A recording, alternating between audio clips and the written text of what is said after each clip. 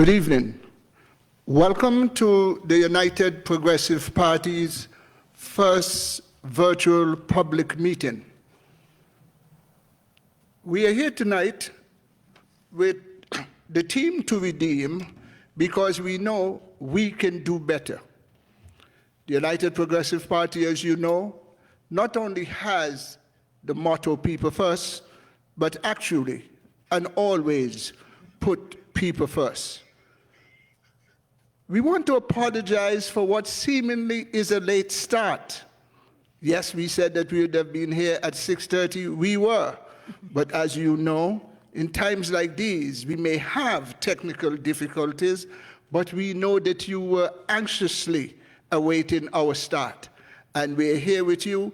And it's interesting, today is International Women's Day. And I'm flanked on the left by the chairperson of the United Progressive Party, D.Giselle Isaac, the General Secretary of the party, Sean Nicholas. Good evening. This is a living testimony of what the United Progressive Party is about. When we say we put people first and we empower people, it includes our women. And so tonight, in these days when the Progressive Party and the team to redeem are prepared to put before you, the public in Antigua and Barbuda, the region, and indeed the world, especially our people in the diaspora, a program that we are fully satisfied will rescue Antigua and Barbuda. A program. Welcome to our first virtual public meeting.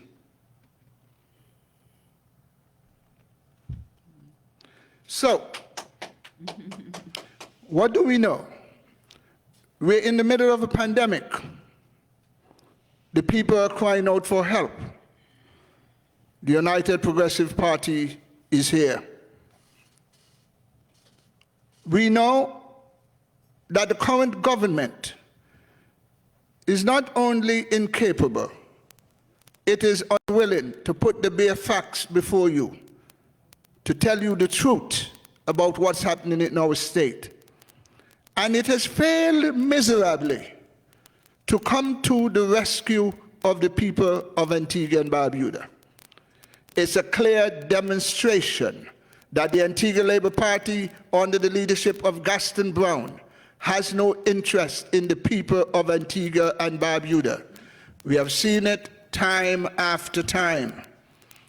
And we all can accept that the time for change is now, and we must get ready.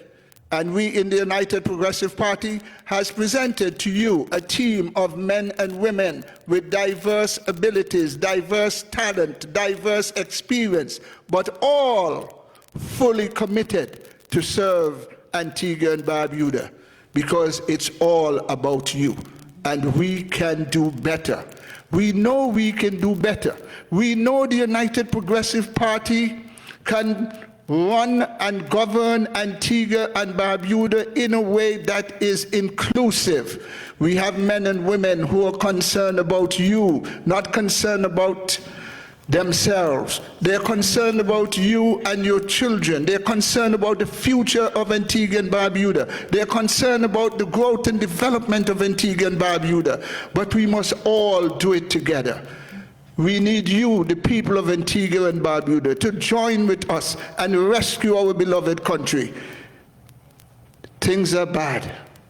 Things are hard. Things are difficult. We cannot continue like this. And how do we know that the United Progressive Party and the team to redeem can do it? Because we have been there before. We have done it before. We can do it again. We can identify those among us who need assistance and prioritize them. We recognize Antigua and Barbuda is for all Antiguans and Barbudans and residents living in Antigua and Barbuda who have decided to make here their home. There's no difference. We all suffer together. There's no difference. The the cost of living don't pick you out if you are UPP or ALP or no.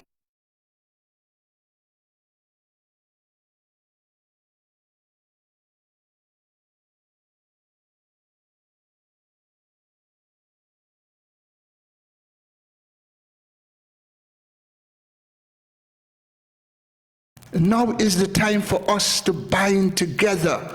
Now is the time for us to recognize our common interests and pool our resources together and show our commitment to Antigua and Barbuda, because this is our country.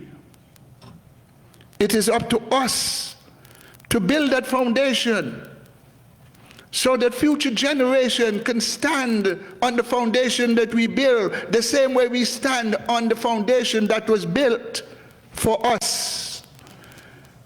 We must recognize our youth. We must understand the plight of our seniors. We must realize the contribution of our women. We understand the pain of our people. We understand the challenge of the business community. And when the United Progressive Party sit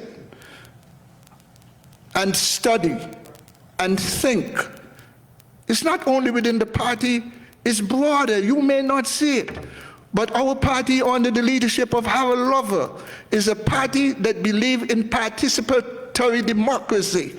And even before we return to power, which we will, and we will with your assistance. And you can only end your suffering if you stand solidly behind the United Progressive Party. We're appealing to you. We're appealing to you, and tonight, of course, you will not hear all of the members of the team because we have to do it in segments. And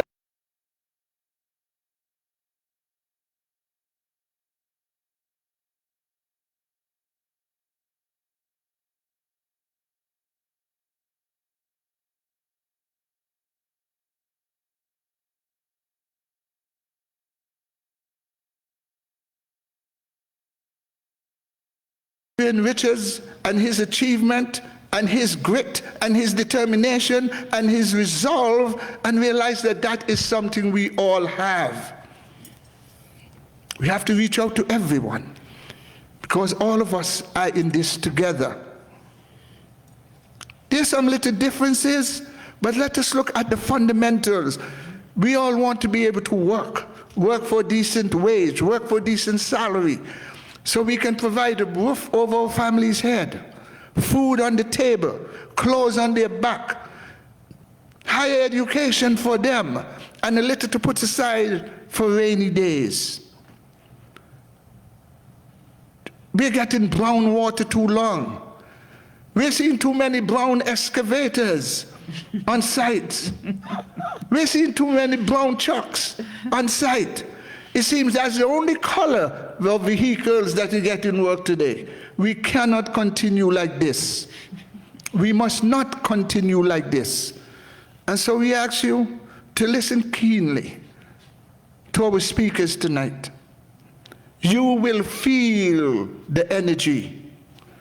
You will understand, because we come simple enough for you to understand, but sophisticated enough for you to realize we know what we are doing.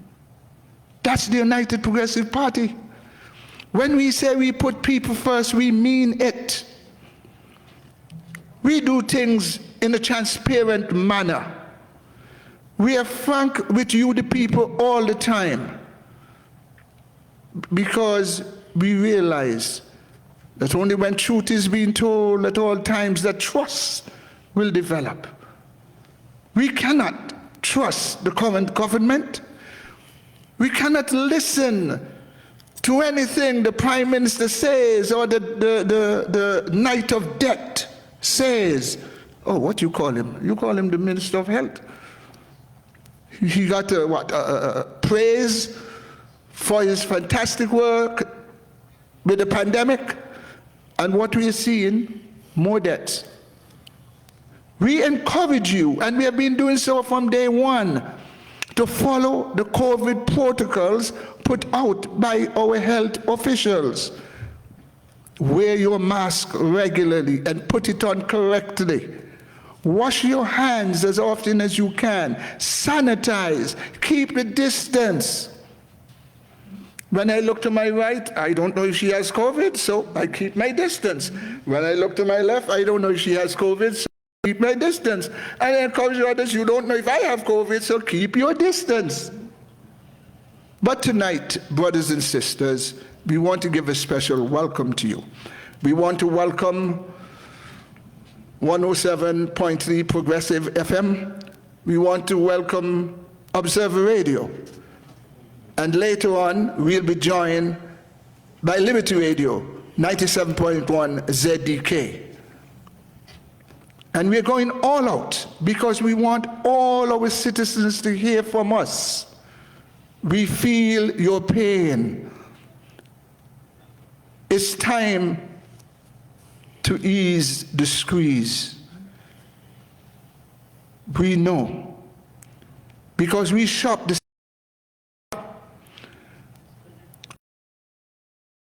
you experience. We have to run off the brown water the same way you do it. We know when we look in the wallet and see it's empty, how it feels, because when you look in your wallet and see it's empty, we share the same feelings. But we are different. We are different than the Antigua Labour Party because we are determined to make life better for you. We are determined to make you understand how government operates. We are determined to let you know how government money is being spent. And there's no question. This is a corruption-free party. It has been so, and it will continue to be so. We recognize that when members of government siphon off public funds into the pockets of their friends and families when you're suffering, when they will purchase buildings that they have no use for to get their family friends out of a jam, every time they do that, some important thing that your community could get, don't get it. Who suffers? You do. Who can end the pain? You can. What's the leadership that you can trust? The United Progressive Party under the leadership of Harold Luffer. The United Progressive Party with the team to redeem each and every one of them, every man, every woman in that team. The important thing and interesting thing that you know a number of them for a number of years, and you have been able to judge their commitment. They're not going to change simply because they become a candidate. The transparency in government, the accountability in government that they have talked about for years, they are going to show Antigua and Barbuda how that ought to be done when you, the people, elect the United Progressive Party the next election. We do not come promising things that we know cannot happen. We do not promise you in our national community that we will end work permits and then increase it. We do not and would never come to you when it is the most difficult time and say, all right, we will make you pay, whether you can pay or not. When after an election, they will then tell you it's free.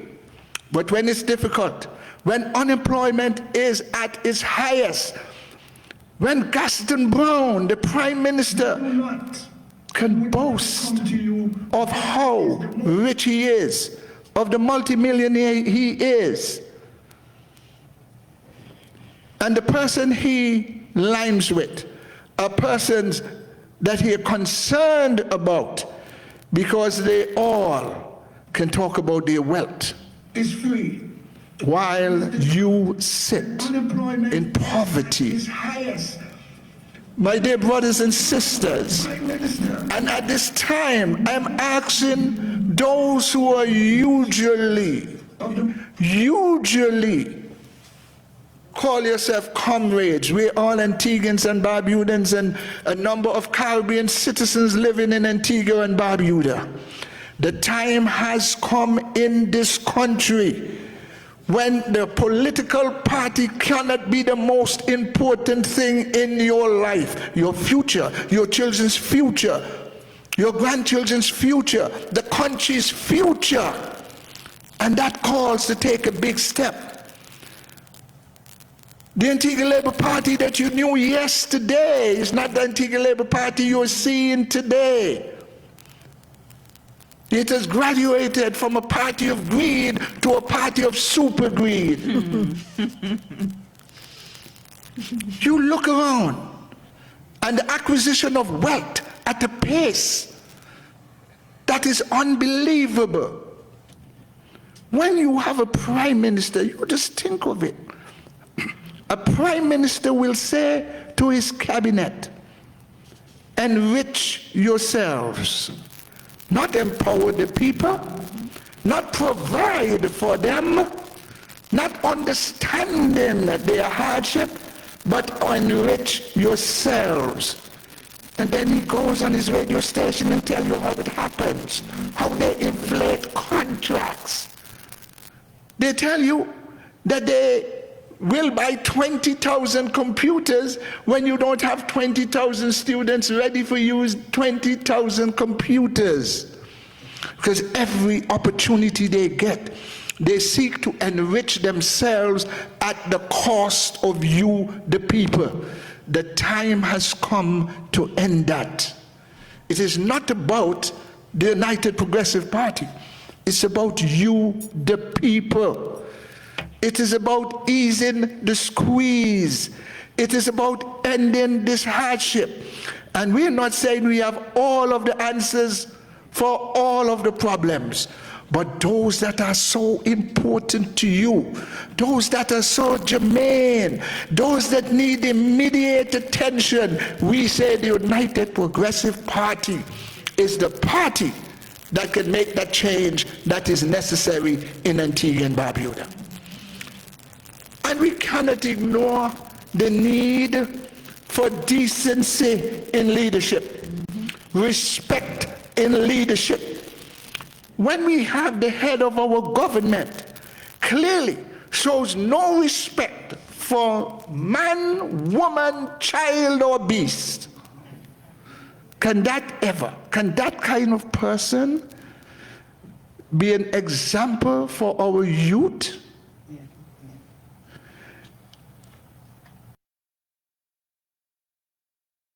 Certainly. You wake up this morning, the reality, very little to give your children. We don't have to live like that. We can do better.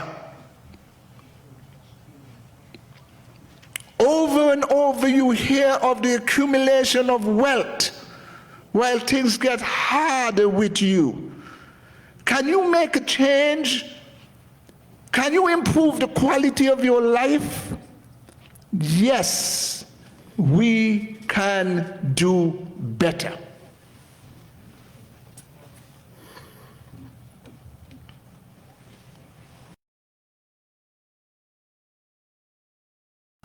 Your opening words, and as we prepare to begin the rally,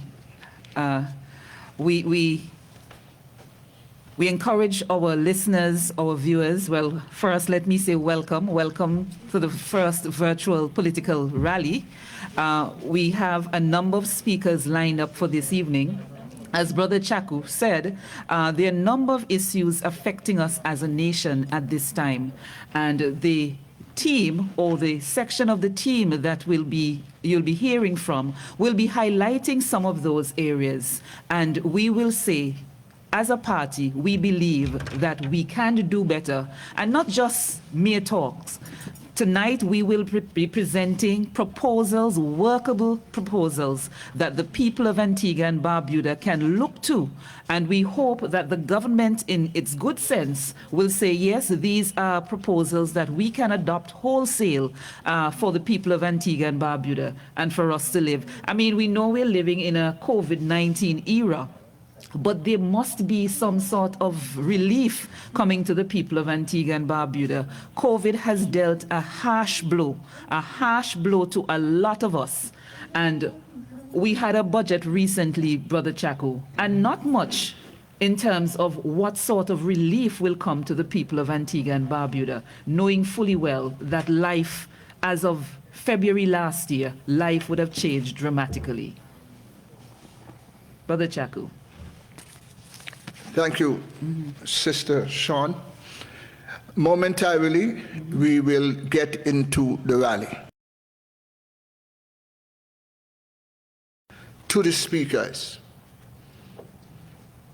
we ask you to understand that we in the party have looked at the problems, and as Sister Sean indicated, it's a pandemic, but we can do better. One of the principal roles of government is to create happiness for people. And you fall short of that, it's understandable. But a people cannot be crying out in pain, a people cannot be suffering, and the government is totally incapable of giving any relief. No. Especially when the government has boast of the type of revenues that it has taken in. And when you look around and you say, what did they do with all that money? And you cannot see it. It does not improve the quality of your life. And at these hard times, the government cannot say, we identify X number of persons who we know are actually hungry, because there are people out there, families out there that are hungry. And so, we are ready to move right into the public meeting. And we will listen to each speaker keenly, and we will talk to you, the people of Antigua and Barbuda. And bear in mind that we are talking to you tonight because we have listened to you for more than 2 years. And we want you to understand that this United Progressive Party is not about just telling people what they should do, but consulting with people, conversing with people, helping them to identify their problem, and more important, helping them to create solutions for those problems. That is what our democracy is about. We in the United Progressive Party do not see you, the people, as a group of people we come to only when it's election time, because life does not end after the votes are counted. And that's the kind of party the United Progressive Party is. And we have a leader and a leadership that are every time thinking about you, the people. They are obsessed in seeing that your life gets better, because we understand what it is, because we have been there. We have seen the hardship, we feel the pain. And that is so important. So important that when we come to you, and as you'll understand, we have come to you in different forms over the years. It may be a radio program, it may be a press release. And as you're very much aware, because of the conditions in the pandemic, we cannot come to you in the style we usually do, where you feel the energy on the stage and you socialize with your brothers and sisters and you bring new people into the fold. But we use every means that is necessary, because irrespective of the conditions, We have to reach you, the people. We have to make you understand that you are still very much a part of who we are in terms of what we want to see for you, a better life. Your empowerment, a better future. Man, Granny could not work so hard, then Mommy work harder, then you come and work harder still, and your children, the same thing. There must be movement. It cannot be just for a few. It must be for all of us. What resources we have, we must use the limited resources of the state for the greater good of the vast majority of people in this state. That is what the United Progressive Party is about. And when we look at what we have encountered since 2014, we say we can do better. And when we say we can do better, the we is we, the people of Antigua and Barbuda. We can do better. And we will continue to put our heads down, to consult with you, and come up with workable solutions for the problems of this state. Thank you.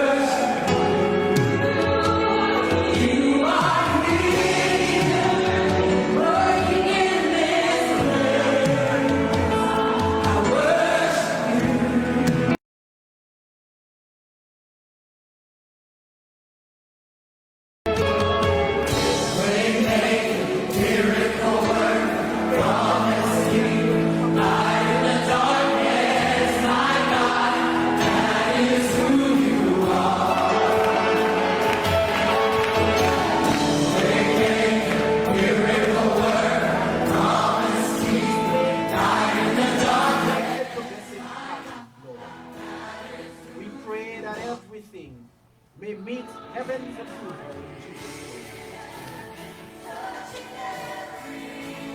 Political leader, Brother Harold Lovell. Deputy political leader, Brother Jamal Pringle. Other candidates on the platform, panelists, listening and viewing audiences, and support staff. Brothers and sisters at home and in the diaspora. A beautiful and good evening to each and every one of you. Good evening.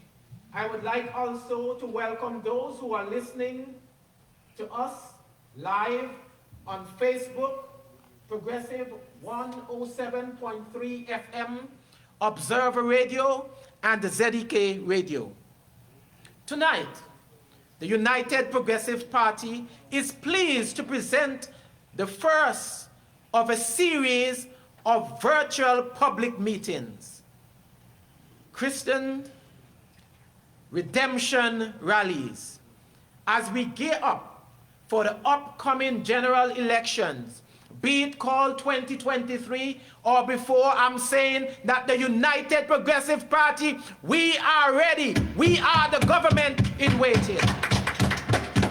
The theme of this inaugural meeting is Ease the Squeeze, your stimulus and relief. And we are here standing ready and to put forward our arguments and our support that will ease the squeeze in this united nation. We also want to assure the public that we are adhering to all the established health protocols amidst this COVID-19 pandemic. Tonight, we will see and hear from our first set of candidates, members of the Redeem team, as they lay out the issues before you this evening. So listen with attentive ears. Brother Francis de Freitas, Sister Pearl Quinn Williams, Brother Sean Bird, Brother Alistair Thomas, Brother Jamal Pringle, and our political leader, Brother Harold Lovell. Tonight, brothers and sisters, you will be hearing about the issues facing the country and the solutions being put forward by the United Progressive Party. Each of our candidates will be presenting the facts so you can make informed decision as we take our country back. Do you want your country back? Yes. We are here to take our country back. We are ready and prepared to steer this ship onto the sea of prosperity with the wind of accountability, with the wind of integrity and transparency on our side. It's all about good governance, my good people. Because Antigua and Barbuda deserves nothing less. Antigua and Barbuda deserves nothing less. And we can do better. Before we hear from our candidates, we will listen first to Shante Smith, Miss Sunshine 2020-2021, as she delivers the citation in recognition of International Women's Day. This year's theme is Choose to Challenge. Please welcome to the podium Mrs. Smith.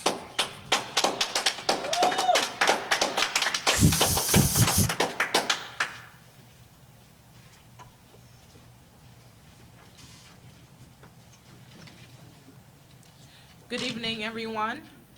The United Progressive Party is pleased that this groundbreaking event, its first virtual public meeting, actually a first in Antigua and Barbuda, coincides with the celebration of International Women's Day 2021. To make this occasion even more special, the party decided to recognize a woman who is making an outstanding contribution in a sphere of national life, and to do so every year on this day, March 8th. The inaugural selection comes at a time when the usual yardsticks for judging do not necessarily apply. This is because life, as we know it, is redefining itself daily amid the harsh realities of COVID-19. As a result, the range of activities in which citizens are usually involved has been narrowed considerably. Accordingly, after consideration of several distinguished women giving outstanding service in social activism, literacy, education, health, and politics, the decision was made in favor of the nominee representing health, given the situation in which the nation finds itself. Therefore, it gives me great pleasure in my capacity as Miss Sunshine 2020-2021 to announce the selection of Miss Sharon Martin as the United Progressive Party's Outstanding Woman, 2021. Miss Martin has given 40 years of dedicated service to the nation. She made her story as the first female public health inspector and has risen to become Antigua and Barbuda's first female chief health inspector with a master's degree in her public health under her belt. We salute Miss Martin for her fearlessness in executing her duties as the guardian of public health under circumstances that this country literally has never seen before. She has conducted her work without fear, seeking no favor, and too often with little acknowledgement or appreciation for the role she plays in safeguarding the nation. Yet, she continues to maintain her professionalism in demeanor, attitude, and execution. She is supportive, informed, and forthcoming on issues that could compromise the safety and health of the population. Yet she brings common sense and cooperative approach to the realities of business. On behalf of the executive and membership, I am therefore proud, as one first to another, to salute Sharon Martin, Chief Health Inspector, as our Outstanding Woman 2021, and to wish her a safe, fulfilling, and productive year. Congratulations.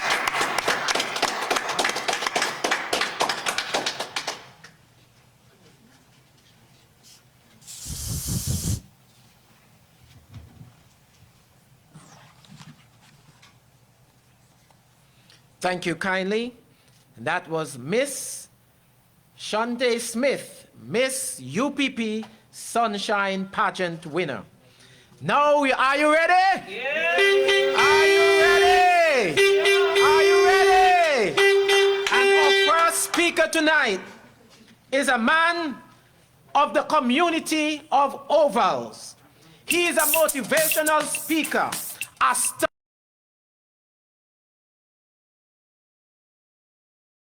an integral part of his mission is to educate our youths and the youth at heart about becoming their own boss and chanting their own destiny in Antigua and Barbuda. Ladies and gentlemen, please welcome to the podium our opening batsman, Brother Franz de Freitas, the United Progressive Party candidate for St. John's City South. Brother Franz de Freitas. I have no doubt there is plenty to sing about. Seems like total liquidation is the only solution for our transportation. Save our children's future. Good evening, ladies and gentlemen, girls and boys listening via the various social media platforms and on the radio via Progressive Radio, ZDK Radio, and Observer Radio at home and throughout the diaspora. All previously adopted protocols observed. I am honored to be here this evening as the United Progressive Party's candidate for St. John's City South. I speak to you tonight with an understanding, an urgency that I don't know how much time left for redeem this country from this wicked, non-caring ABLP administration. Things bad right now in Antigua and Barbuda. We have to wake up and pay attention, please. Our very lives depend on your vigilance. Mr. Political Leader, as I walk around my constituency, from the boundaries of Herbert's through Belmont to Briggins, then over to Michael's Village, Ovals, and the greater St. John's community, I interact with families, many of them single parent, single income household with children. I have to explain and exclaim, Lord, please deliver we, because they have been negatively impacted by almost 30 years of lack of opportunity, high cost of living, poor infrastructure, including all the dirty water and bad road and them, no jobs to feed their families. To add insult to injury, they have a representative that cares nothing about them, and he demonstrates this contempt on a daily basis. Layoffs from the service sector and related fields as a result of COVID-19 pandemic are killing our people. And so I am here tonight to cry out on their behalf. Our need on government that could do something for help people in Antigua and Barbuda, especially at this time of crisis and uncertainty. Mr. Political Leader, my constituents tell me that their education that they're receiving using this remote learning system implemented by the Ministry of Education during this COVID-19 pandemic is at best a monumental challenge and at worst a catastrophic disaster. Many share with me the challenges of irregular and unpredictable electricity, unreliable service or no access to internet, and lack of computers or suitable hardware devices for learning at home. Some even share the challenges they are experiencing getting food to eat. Families are finding it difficult to help their children with lessons, either because they don't understand the technology or they have to go to work to provide for their families. We, the United Progressive Party, have to do something to help our brothers and sisters who are suffering. We have to save our children's future. We have to save the future of our nation.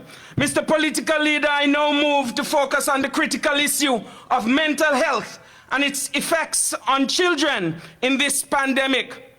Things not easy for children right now, and this pandemic period introduces a radically different and complex childhood experience that brings with it a host of mental health challenges that, if not addressed and addressed with some urgency, will adversely affect our children and, by extension, our nation for the rest of our lives.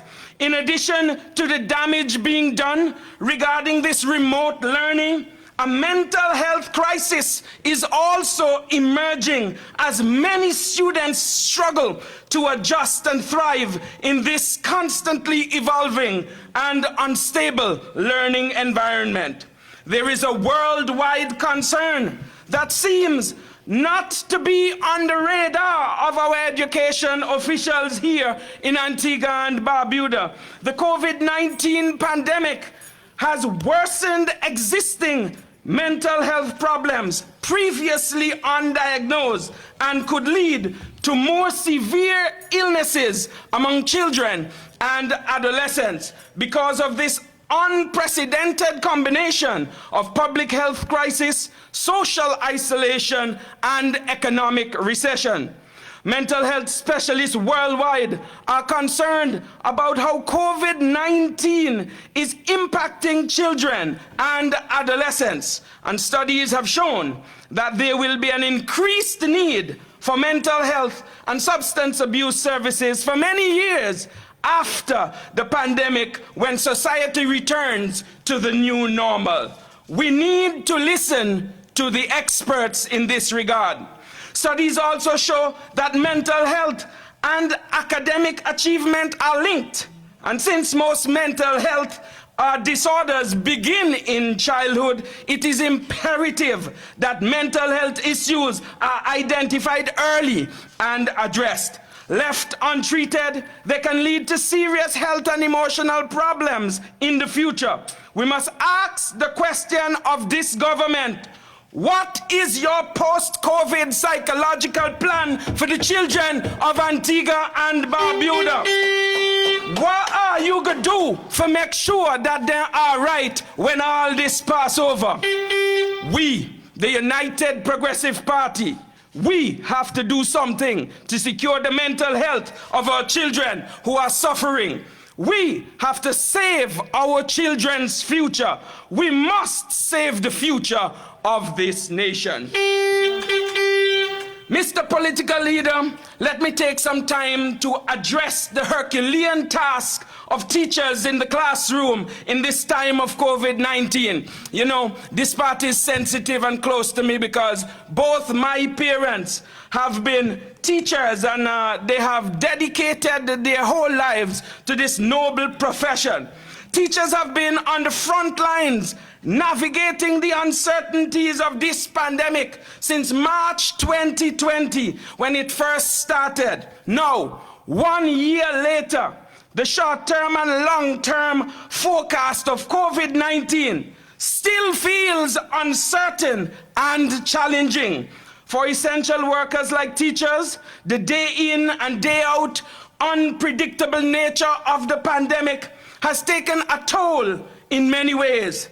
The people in this government need to come up with a strategy and some policies that will give teachers some ease as they deal with this difficult situation. The effect of suddenly teaching in a classroom with no children in new and many teachers, they find it frustrating and fatiguing. Teachers are concerned about students who just log on and sit down in silence and not engage, and there's very little that they can do to make it any better. Teachers have to become computer technicians, psychologists, grief and stress counselors, in addition to academic content providers. Teachers are working harder than ever with limited resources in some cases. There's no access to the internet, lack of proper devices, longer hours, and no extra money day for the effort. One thing for provide remote learning for big children who are understanding and can figure out how the internet works. But another thing for teachers for work with the little ones so that they can get education in the same way. There's a problem, and we have to understand and address that problem. When this is the case, we end up with a situation where both students and teachers are struggling in the remote learning environment. Remote learning, practiced effectively, is a lot more than teaching in person. And in many ways, teachers have very little, if any, training on online instruction. We must support and train teachers to improve digital skills and manage the burnout. We, the United Progressive Party, have to do something to prepare and preserve our teachers who are suffering. We have to save our children's future. We must save the future of our nation. Mr. Political Leader, as I come to the end of my presentation, I propose to you that the greatest resource we have in this nation are our children, our students at all levels of our education system. Even prior to the COVID-19 pandemic, our education system was outdated and it did not adequately equip our students to compete on a global scale with the rest of the world. Now, let's take on pause and explain some things, because we know that some people can say, well, you know, there was a really good system and it worked for me 20 years ago, 40 years ago, 50 years ago, even 60 years ago. Well, guess what? We're in 2021 and in our work now. Ladies and gentlemen, we have to make sure that we understand there has been a chronic lack of learning in our education system. And it has been further exacerbated by the effects of this pandemic. The lack of vision of the policymakers in the Ministry of Education for the inclusion of an effective alternative content delivery product as a part of the educational offering has set us back in our ability to quickly adjust to distance learning in this COVID era. Remote learning, as implemented by the Ministry of Education, is not only a massive shock to parents, but it is a massive shock to the children who are participating in that learning. While it is true that many learning institutions worldwide struggled to transition in the first weeks of remote learning, our education system, which was not prepared for the sudden shift to online learning, is still struggling to come up with a workable solution. This can't work. We have to make sure that we come up with a workable solution. It is unacceptable to have this level of incompetence 1 year after the pandemic started. This has the potential to negatively impact students' skills and economic prospects for the rest of their lives. Our students at the Antigua State College, Abbott, UWI, and those studying abroad have also been impacted. Higher education is critical for our country's growth, but in this small world driven by technology, Antiguan and Barbudan students, they must be competitive. And if the deficiencies in our education system are not addressed now, future generations will have nothing to contribute, and we will become irrelevant at home and in the global community. We, the United Progressive Party, have to do something to help our children who are suffering. We have to save our children's future. We must save the nation of Antigua and Barbuda. Thank you, and may God give us the foresight and wisdom to redeem this twin island nation of Antigua and Barbuda.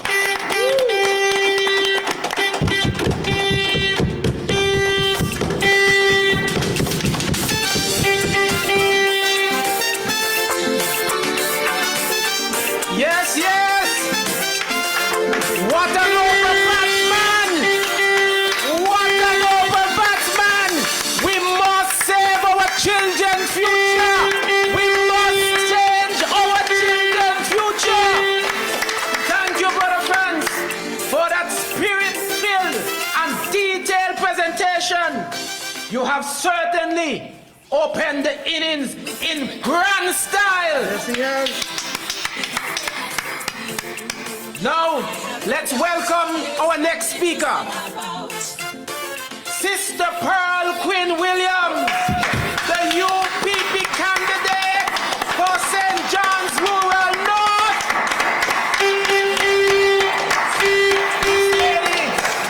She's a retired banker. She is one of our 3 female candidates on the slate of the team to redeem the redeemed team. Whenever this election is called, Sister Pearl Quinn will bring that seat home. Her mantra is this: it's all about you. That's what the United Progressive Party is about. It is all about you. And Sister Pearl is ready to bring change in her constituency and reshape the lives of the constituents in the constituency of St. John's Rural North. Welcome, welcome, Sister Pearl Quinn. My child, it's plenty things. I have no doubt There is plenty to sing about. Good night, Antigua and Barbuda, and all those persons listening and watching around the world. And a very special good night to the constituents of St. John's Rural North. I want to first say a very happy International Women's Day to all women worldwide. I got a call about 2 weeks ago, and the person said to me, Mrs. Williams, I don't know you, but I've heard you on the radio, and I just wanted to talk to you about my situation with the bank. My husband and I both work in the tourism sector, and we have not worked since last March. We received a moratorium on our home mortgage for the first 6 months, and a month before it was due to end, we applied for an extension for the next 6 months. Lo and behold, we got a demand letter from the bank's lawyers saying we had to pay X amount of dollars of arrears on the loan.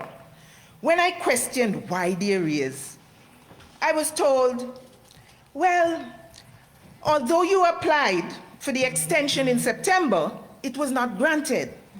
So you are in arrears for those months. Mrs. Williams, since then, my pressure gone through the roof.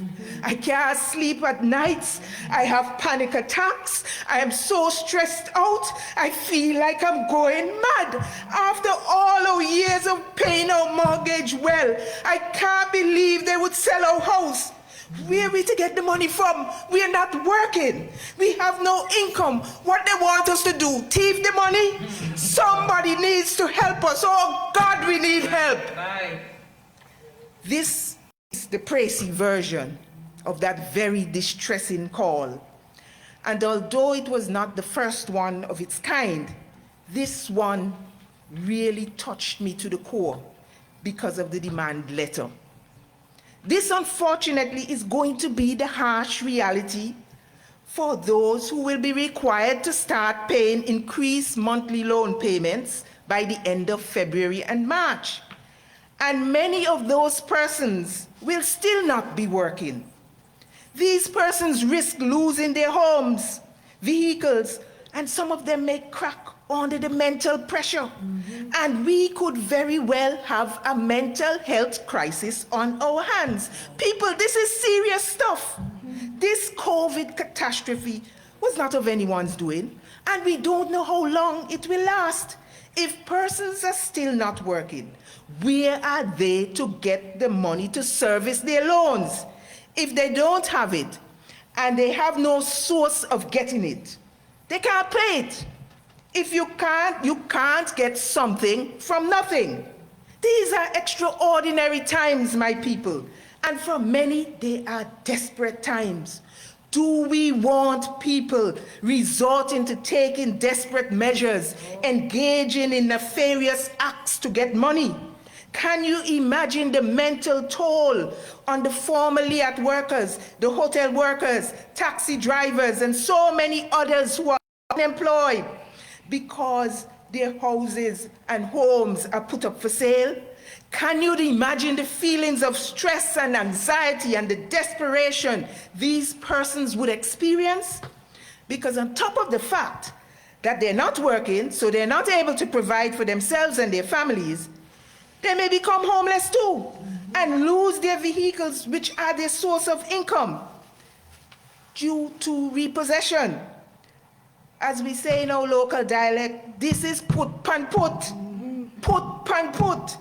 If the government does not intervene, any mental health crisis that ensues would be on the hands of this administration. Absolutely. The ultimate measure of a good government is not how it treats its citizens in good times, but how it treats them in times of crisis, in times like these.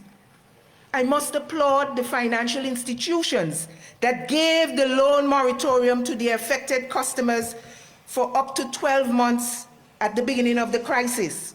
It is indeed a very good gesture. However, Given the crisis has worsened and the unemployment situation is likely to be prolonged, we propose that the government, in consultation with ECCB and the financial institutions, request they extend the moratorium on the loans for a further 6 to 12 months for affected persons. I've been told that one local bank is actually granting affected persons who apply now 1 year's moratorium from the date of their application. And I commend them highly for doing that. I trust others will follow.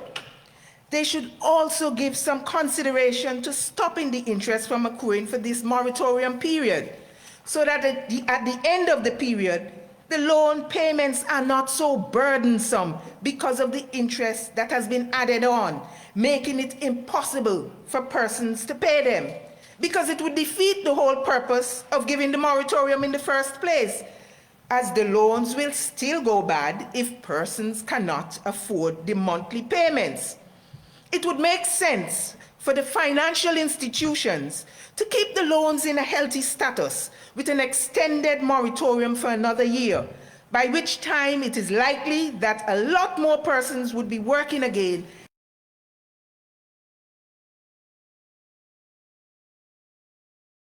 to intervene and offer some fiscal incentive package to the financial institutions in the form of tax relief to encourage and persuade them to give the moratorium extension.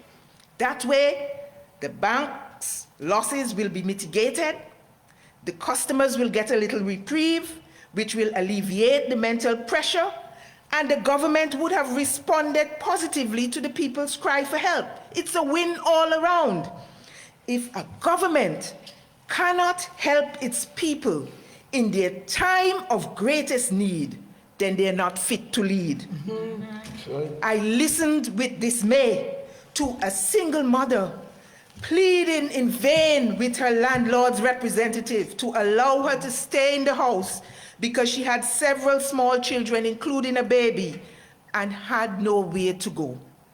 She and her children's father, had both lost their jobs due to the pandemic.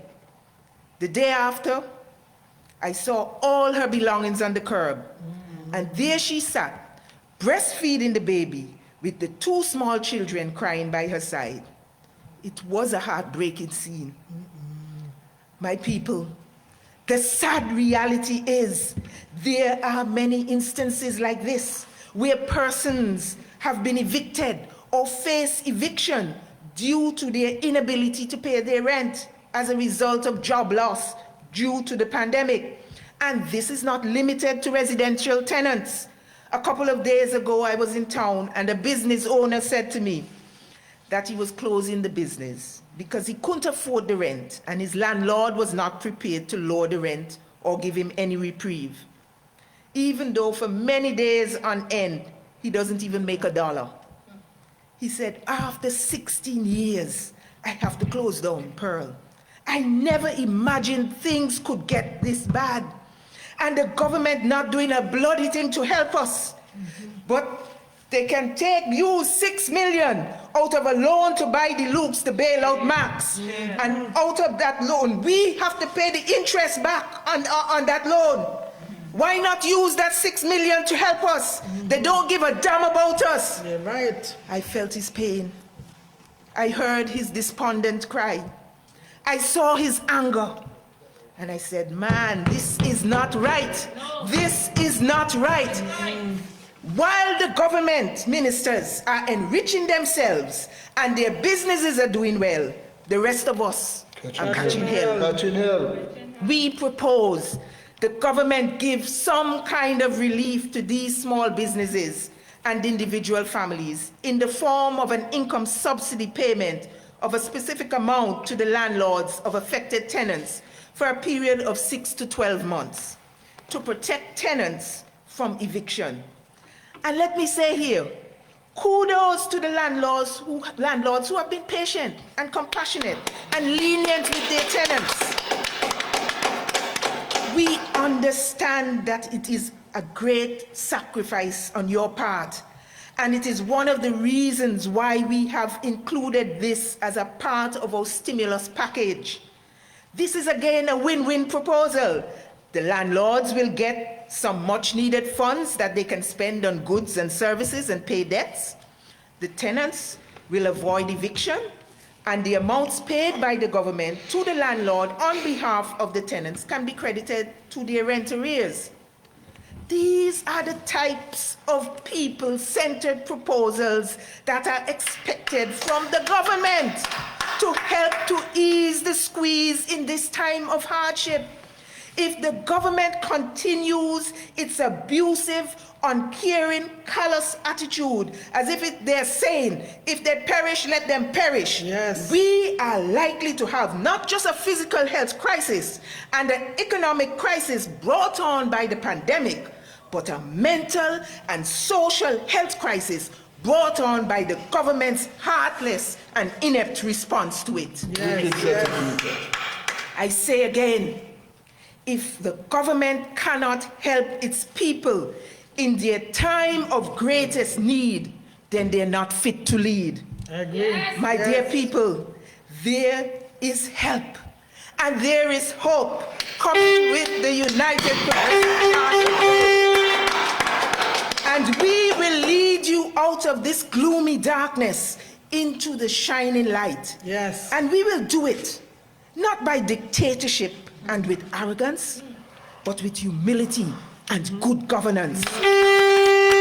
Not by abuse and self-enrichment, but by caring and people empowerment. Not by doing good for a privileged few, but by doing the greatest good for all of you.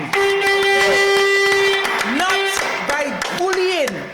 This is governance at its worst. Yes, it is. But by always putting people first. My dear people, the team Redeem is ready. Ready to redeem you. It's UPP to the rescue. UPP to the rescue. UPP to the rescue. God bless you. Thank you very much.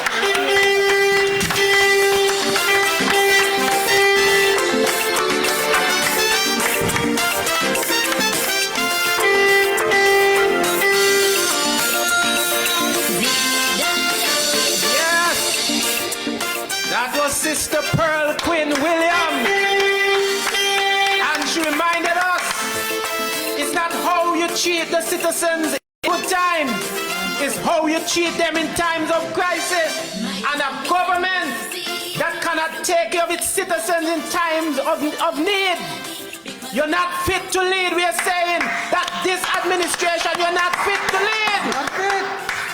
You're doing well, and the rest of us, Catching hell. we are catching hell. Sister Pearl, you did not disappoint us this evening.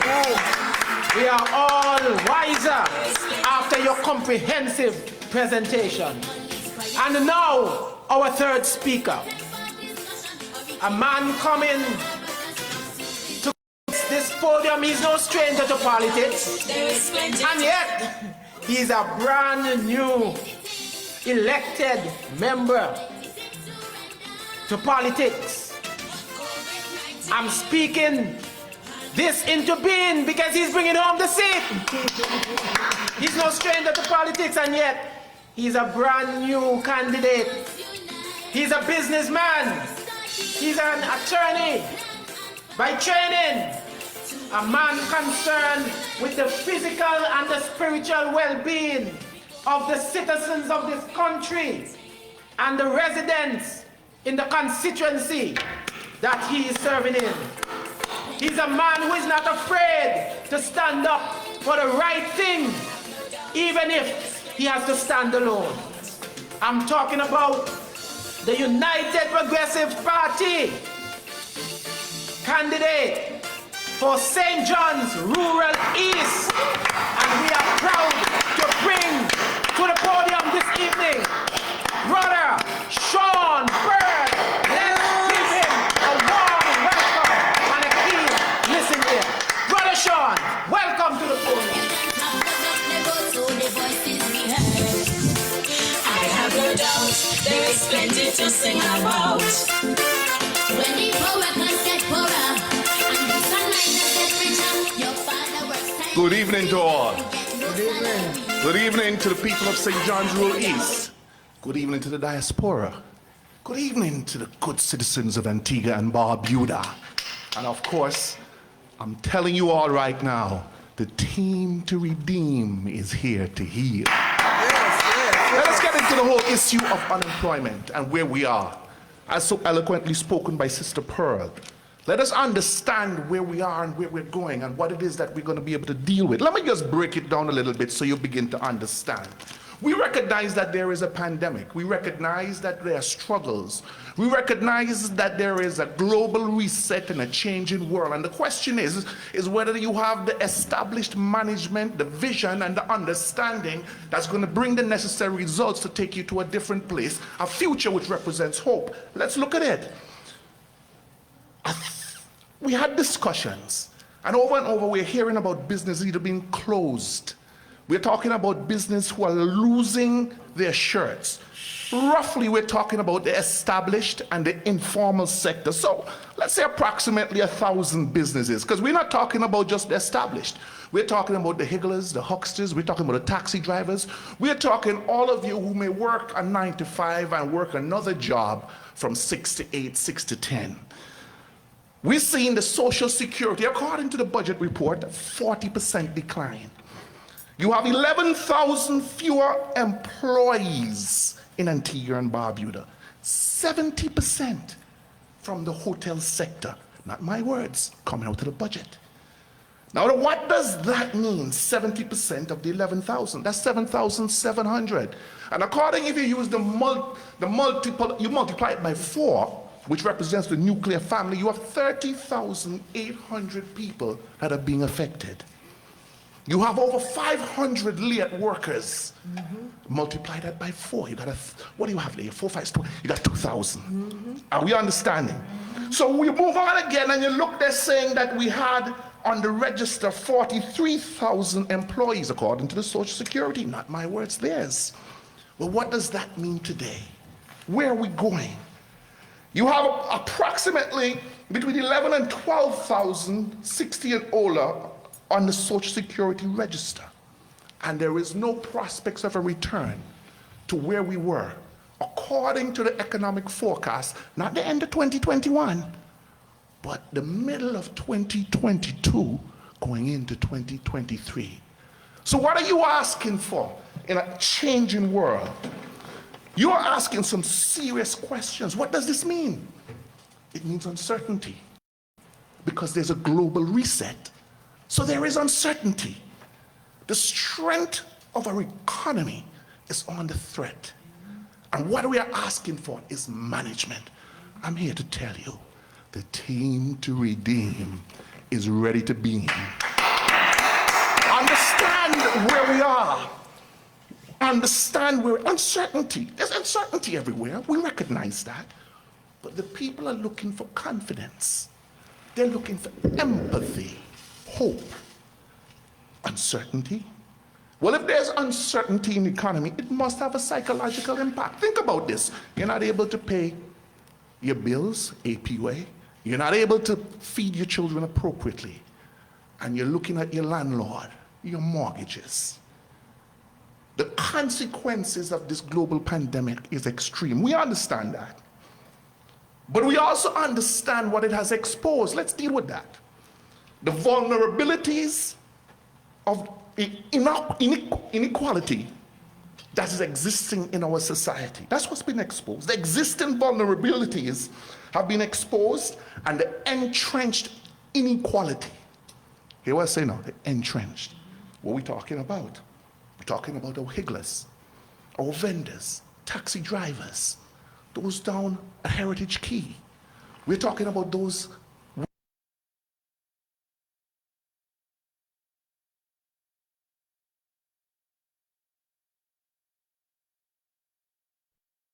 no income. Workers in diverse work arrangements have not been able to face the consequences of this pandemic. So what are we seeing? A psychological impact. Here's what we're looking for. recovery. Many are looking and they're saying, well, what do y'all have to bring?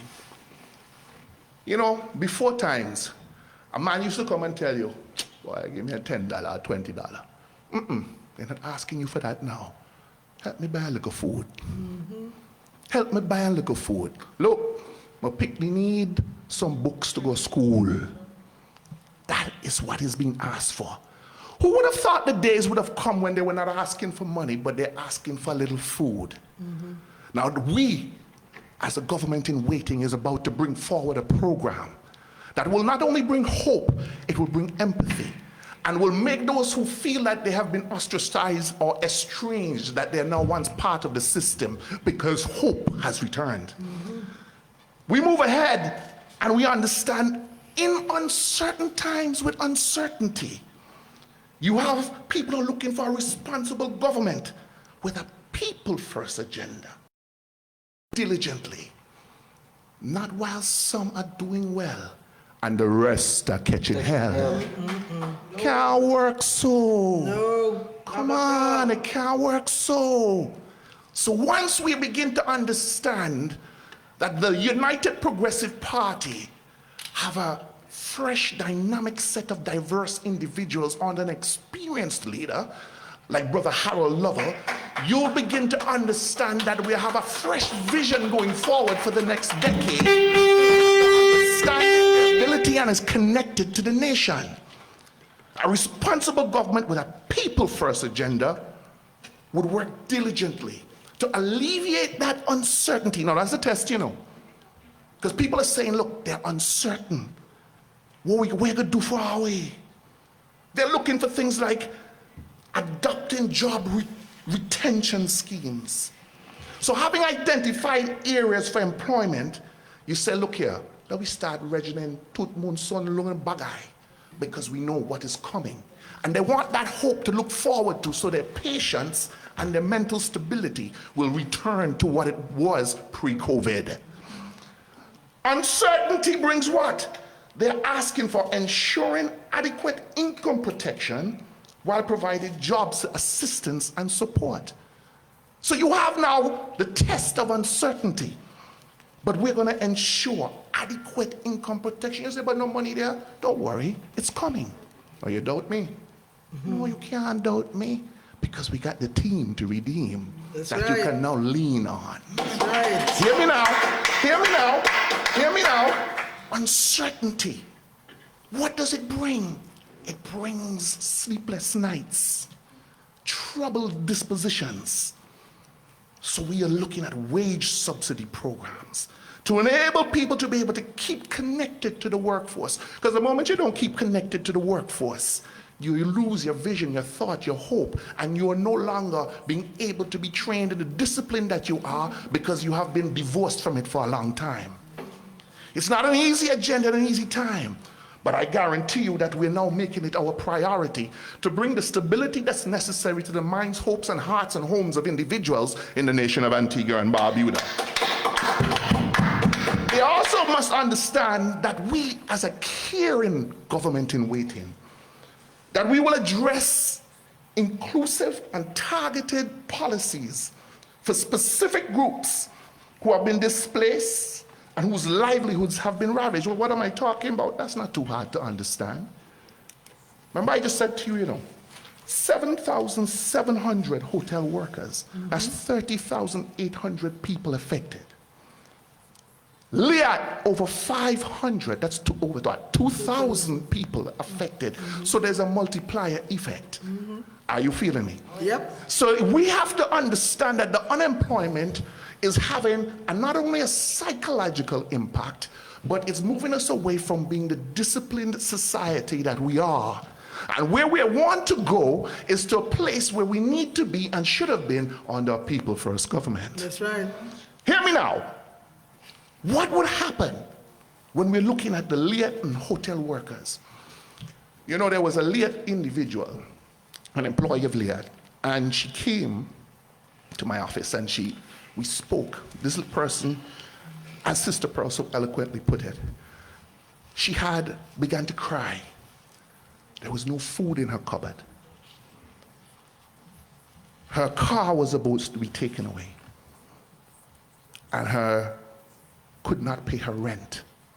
Now think about this. You're accustomed to get on a plane and go Puerto Rico, shop for 2 sudden. You're accustomed to go down the road and live a life, and all of a sudden that is taken away from you. Well, the disparate impact on you is simply this. It's gonna make you feel like less than who you are. It has to. True. You're a human being. Yep. So it has to. But if we have hope in what's coming, people don't want to say, look, give me $500, I'm gonna vote for you. No, they're now looking for hope, and they're looking for direction, and they're looking for responsibility in moving the nation of Antigua and Barbuda forward. So let us understand that and the future. Listen to what happens to these people who have been working in the hotel sector in Liat. They're going through undue hardship. What is undue hardship? Poverty. It's poverty. No financial support, no benefits, no services. So where are they going to turn to? What are their families going to do? I think that these are the frontline workers. These are the frontline workers. These are the individuals. I consider them the frontline workers from many single homes are feeling that impact. And we're about to bring to you a stimulus package to relieve the squeeze. And I'm saying to all of you who are listening, and to those labor rights out there, I forgot to say good night to you. Good night. Good night. Open the door. That's All right. you have to do is come on in. That's right. Open the door. And then there are Gastonites. So come on in. We've got a lovely home here, and I welcome you right now. Take care and have a wonderful evening.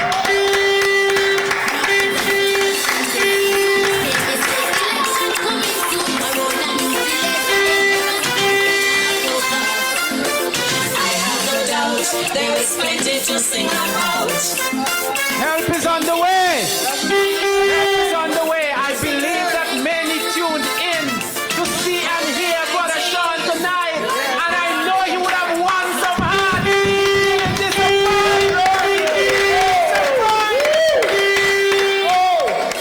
what a convincing presentation. But we must hasten on. We must hasten on. Our next speaker, he has walked the walk, and he tells his story convincingly as he speaks truth to power throughout Antigua and Barbuda. He's no stranger to politics and the cultural fraternity in Antigua and Barbuda. You know the man. He's a grassroots man, having been born and raised in the community that he's now taking the fight to.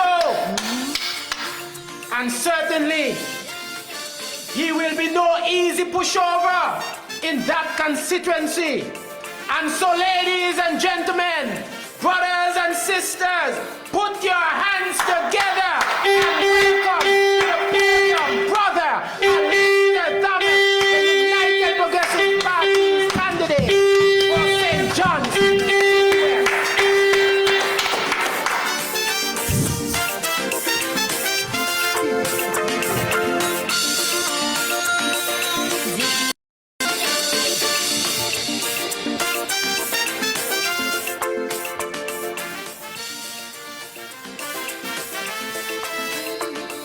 Good evening Good evening. to all our listeners and viewers. I wish to say that I extend best wishes to our political leader and Prime Minister, not only in waiting, but ready. I say good evening to every resident and citizen of this country and to our ancestral children. I say to you this evening that we are facing a most challenging and difficult time. And as you would have heard our speakers that came before me, how well they would have given you the assurance that with Harold Lovell and his experience and the UPP Redeem team and you the people, we, the people together, is going to make life and living better in this country. As we go through the length and breadth of this country's candidates, we've been able to listen and to hear the complaints, the observations, apart from the sufferings and the hardship, compounded because of mismanagement and incompetence of the Gaston Brown's administration. But we've been listening, and it is the reason why we are here this evening, because we have listened attentively, and we understand the suffering, and we hear the cries. And our leader and our party, having heard the cries and the suffering, we recognize as the alternative government that it was our responsibility, seeing the government has failed, to give incentives, to give stimulus, to give compassion. We understood that the responsibility would be ours. But as we go through the length and breadth of the country, and we listen, to our surprise, there are those who ask some very pertinent questions. What is it that the UPP has done? Yes, they have come to the conclusion that Prime Minister Gaston Brown and the Antigua Labour Party is not only insensitive and uncaring, but is heartless. Heartless because they do not demonstrate an understanding of the experience of hardship that the citizenry are experiencing. But they ask the question, what is it that the United Progressive Party has done to demonstrate to them that UPP and the Redeem team is the alternative? So that they asked a question which most of us in the UPP thought they knew. What we did. What are the facts? Because it's a time in which the Antigua Labour Party has been telling lies, spreading disinformation. And so some of the citizenry are uncertain. It is my obligation this evening to do a brief review of what the UPP did for the interests of this country. For those who ask what we did. For decades, the education system was desirous of new schools and new plants. The schools had gone into disrepair, really inadequate for a modern education. They were not equipped the right way, they were not lit the right way. Poor ventilation, they were not computer ready. And so the UPP government, under the leadership of Prime Minister Baldwin Spencer and Harold Lovell and his wonderful team, went about to negotiate, understanding that you can't build a modern new society without a modern and an up-to-date education. So they put in motion, and not only put in motion, but constructed the most modern school in the history of Antigua, the Five Islands Secondary School. Yes.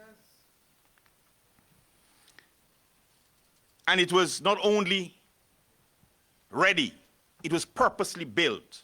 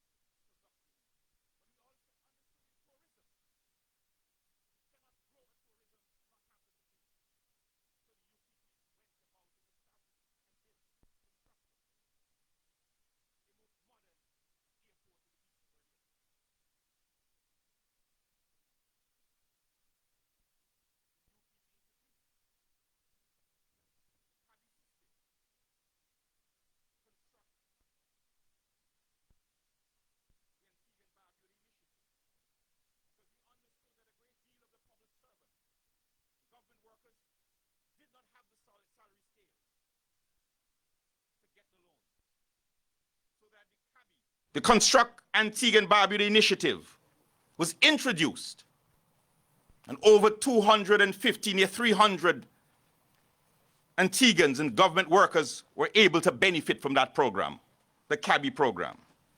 But UPP continued. The Senior Citizen Utility Benefit Program, that the UPP and its leaders, including Harold Lovell, being caring, set about for the first time to introduce a senior citizen utility program. Over 5,000 senior citizens benefited and is in fact benefiting from that program today.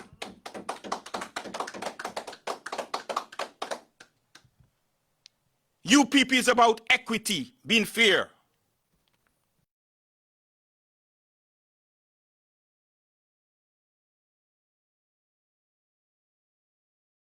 Difficult for some of them. They could perhaps muster the funds to purchase the items, but then it became a headache to find the money to clear it. So they introduced the dollar barrel, that all and sundry, every citizen, rich and poor, particularly those who were most in need of that service, benefited, the dollar barrel.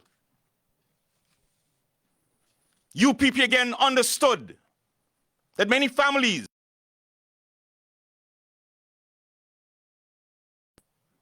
to provide a lunch for their children to go to school. Many children, hundreds of children were going to school not having lunch. Their parents could not afford it. Some were wearing torn uniform for 2 terms. And it was the United Progressive Party with Harold Lovell introduced for the first time in the history of this country. Not because of what party you back or check any minister, but they put in place a serious system that be you're a blue supporter, red supporter, orange supporter, every so over.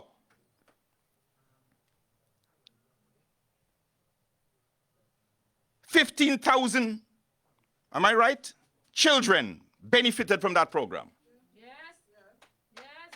Free school meals.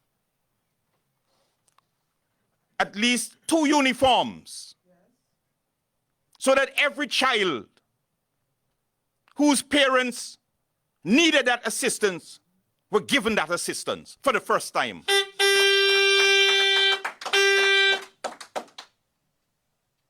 The PDV cab, the senior citizens, many were out there languishing, hungry. Nobody dared to care for them. And the United Progressive Party introduced the PDV cab program, giving every senior citizen who was desirous and in need of that assistance $250 every month. $215. Benefiting not just the grandmother or the senior citizen, but many of the families, because of many fathers, were negligent. For the first time in the history of this country, on the United Progressive Party with the Honorable Baldwin Spencer and Harold Lovell introduced the World Cup Initiative. It is the first time that so many local citizens and residents were able to construct guest houses and hotels. Over 40 for the first time. UPP understood that it was not about promise and bluffs, but deliveries and deliverables.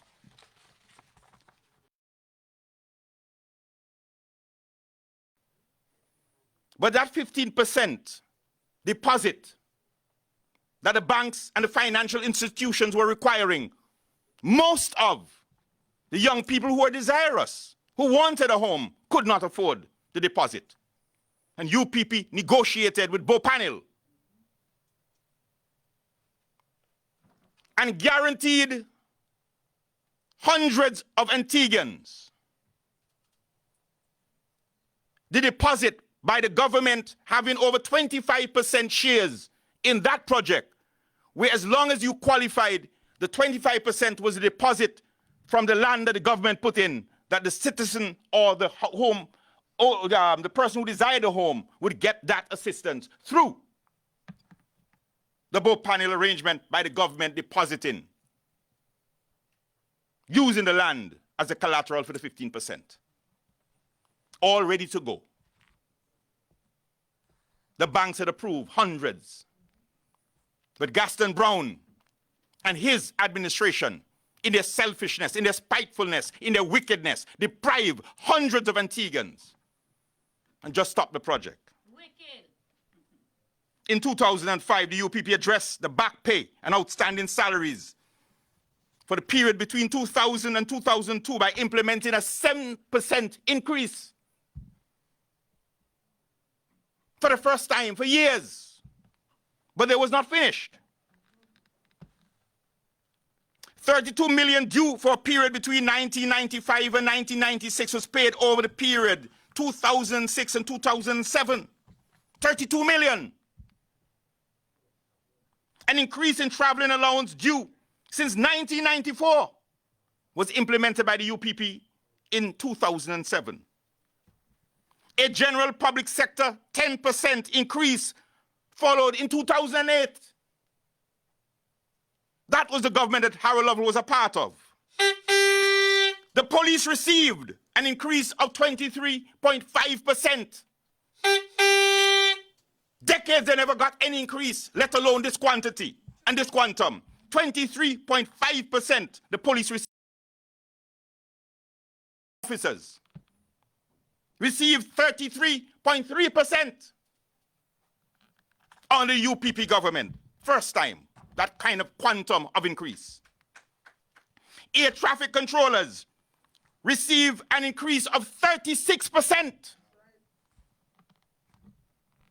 What has Gaston Brown and his administration done or given to the workers of this country, more so in this crisis? Nothing. There is no comparison. There's only one choice. The United Progressive Party.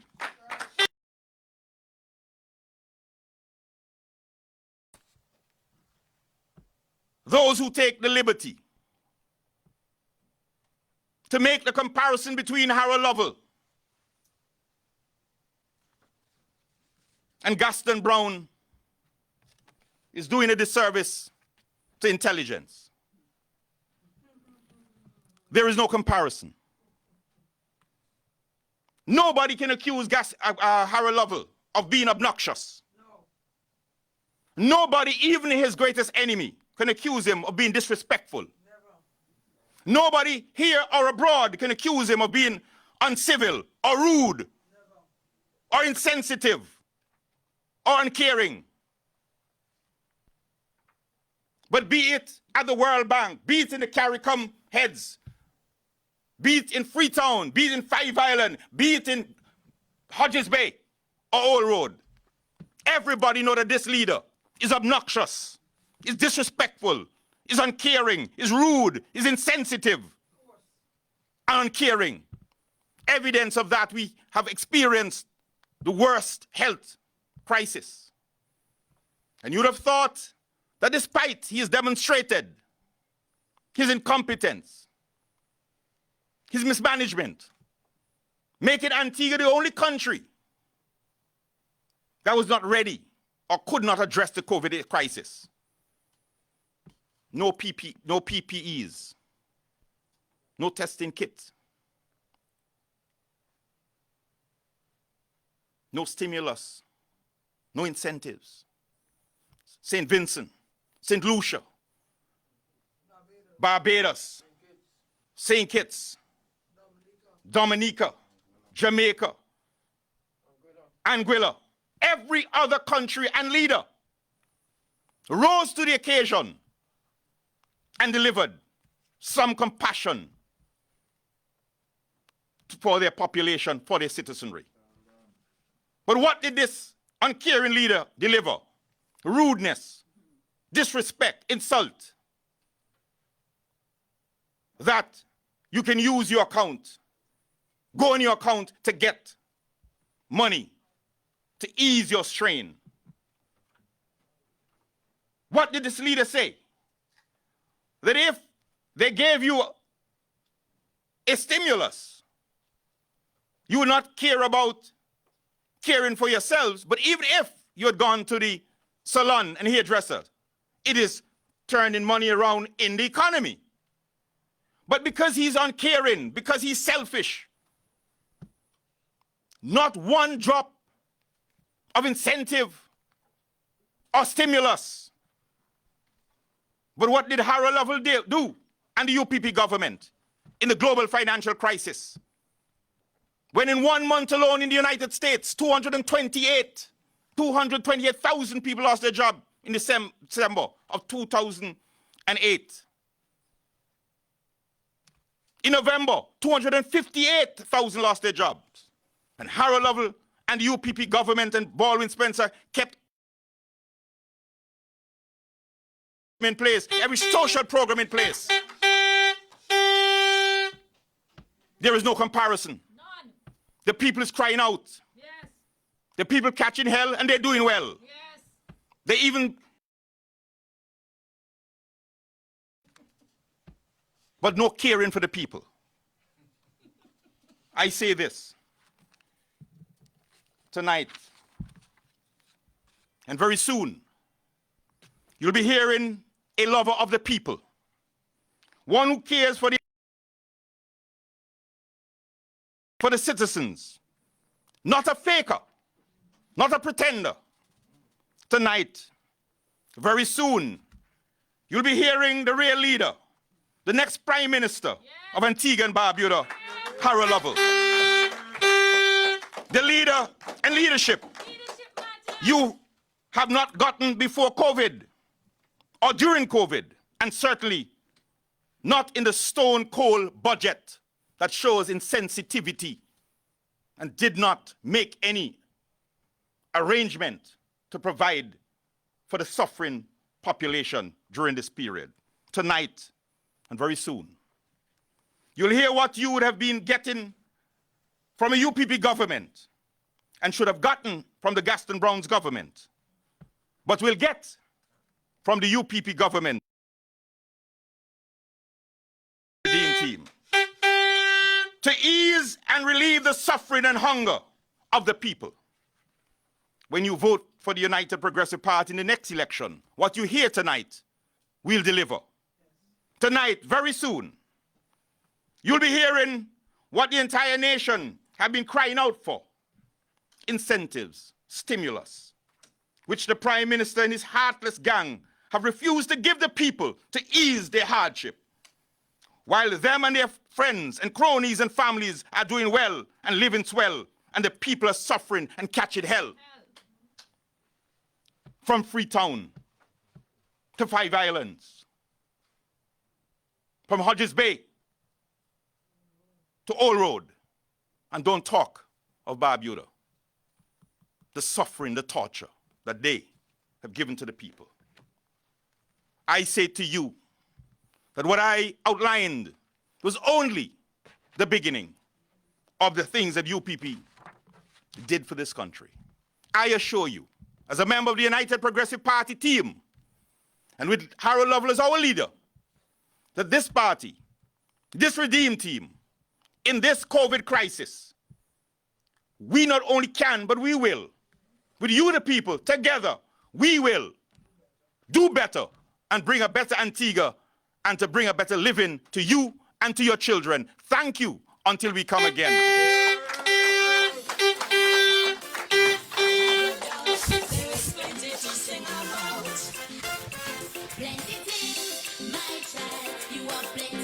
We can do better. We can do better in Antigua and Barbuda, and we will do better. Brother Alistair, you have made all the ancestors proud. And let me say this to all Antiguans and Barbudans living abroad, our returning nationals. We don't blame you for the spread of COVID in Antigua and Barbuda. We don't consider you as being ignorant and being irresponsible. Our next speaker, he's a member of Parliament in the House of Representatives who doesn't walk on thin ice but on solid ground. From Sweets to Old Road, they call him what? The Black Panther of the South. He's the leader of the opposition in Parliament, the deputy leader of the United Progressive Party, the team to redeem Antigua and Barbuda, the government in waiting.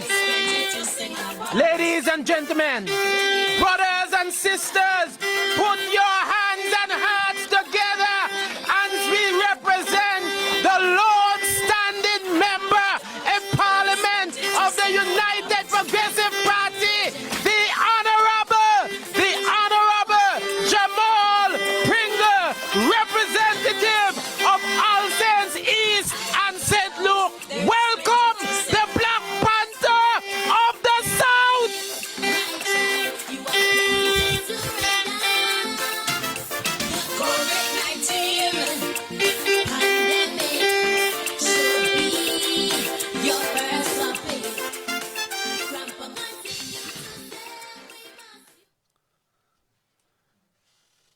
Good night to all listeners and viewers here in Antigua and across the world. And let me take this opportunity to say extra special good night to the constituents of the Garrison constituency of All Saints East and St. Luke.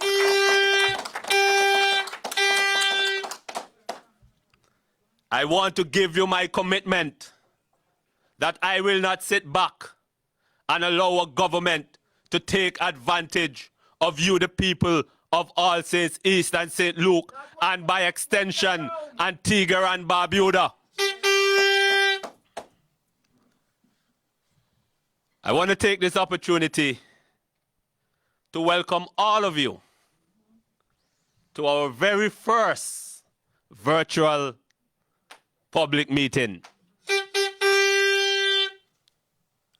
We haven't been able to rally for just about a year now because of the state of emergency. But when there is a challenge, the UPP will confront it.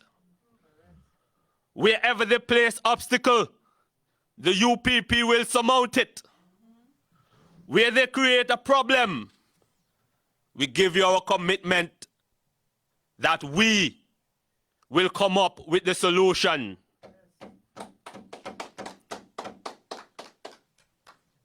Little did we know that we were being prepared for a time such as this.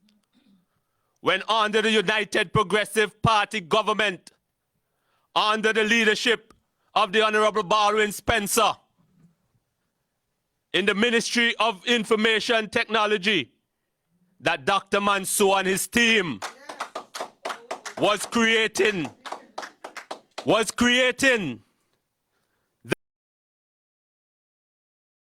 delivered to you in the heart of a pandemic, a public meeting without going against the protocols of the COVID-19. My task here tonight is a simple one, because many of you know that I am a businessman.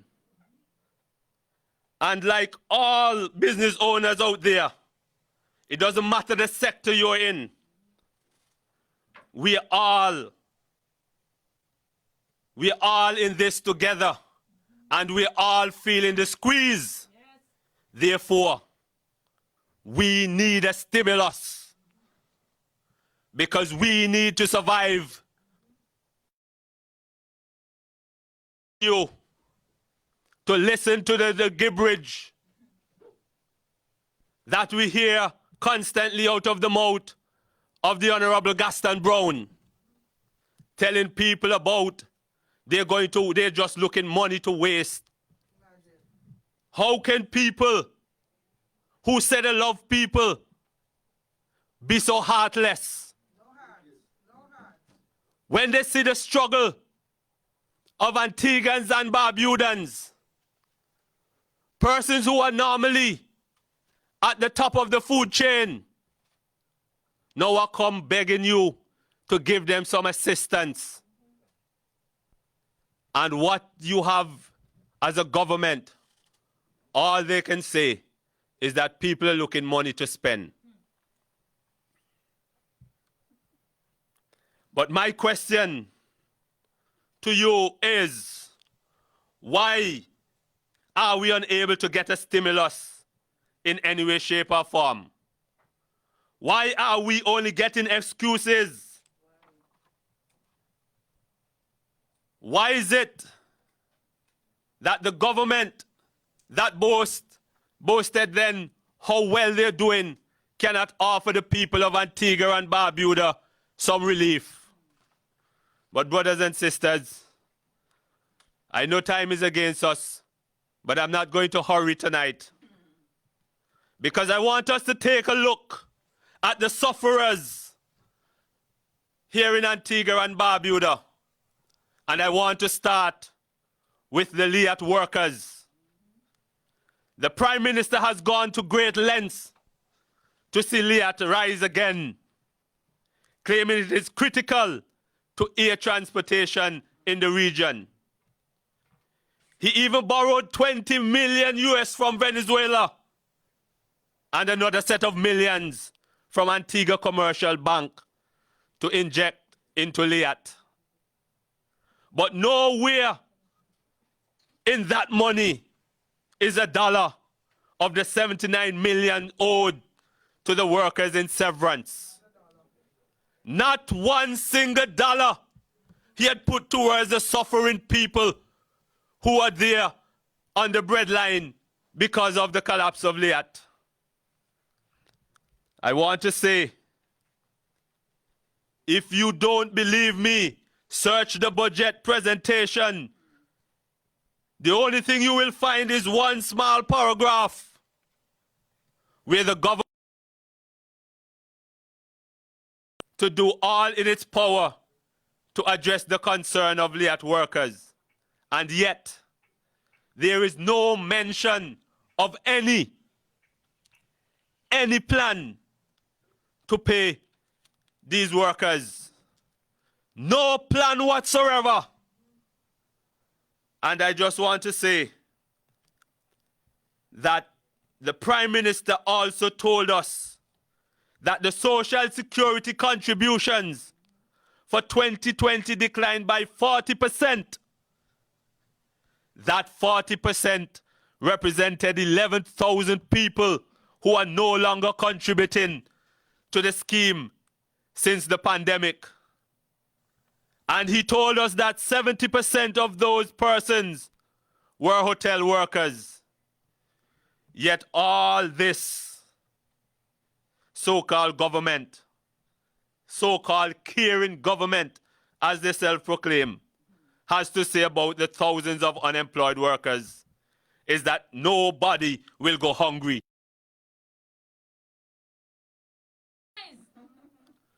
But I want to remind the Prime Minister, this is what the unemployed workers are faced with on a monthly basis. They still have mortgage payments. They still have insurance to pay. They still have property tax to pay. They still have vehicle loans, vehicle licensing and insurance to take care of. They even have school fees. And more so, many of us still have parents alive. We still have to support our parents financially. And we still have the killer at APUA. We still have the killer of APUA bills. And they still have rent. And they all still have food to put on the table. Because even when you're not working, these bills you still have to pay. Or else you may end up having nowhere to live. Or you live in a house, but you can't see anything in it because you don't have current. Or if something happens and your house burned down, you cannot build back one or get no assistance because you cannot pay your insurance. So when they ask why the people need stimulus, they need this hard time and not the monies, because people are not the fact that people are looking money to go waste. I know Antiguans and Barbudans, they're better than that. Yes. They don't have to depend on any government to give them a handout for them to go and waste. Because if it's one thing about our people, they're resilient people and they work hard. Even though the construction workers, they took a pay cut to work on the government housing project. And yet still, the Prime Minister has the gall to be talking about people looking money to waste.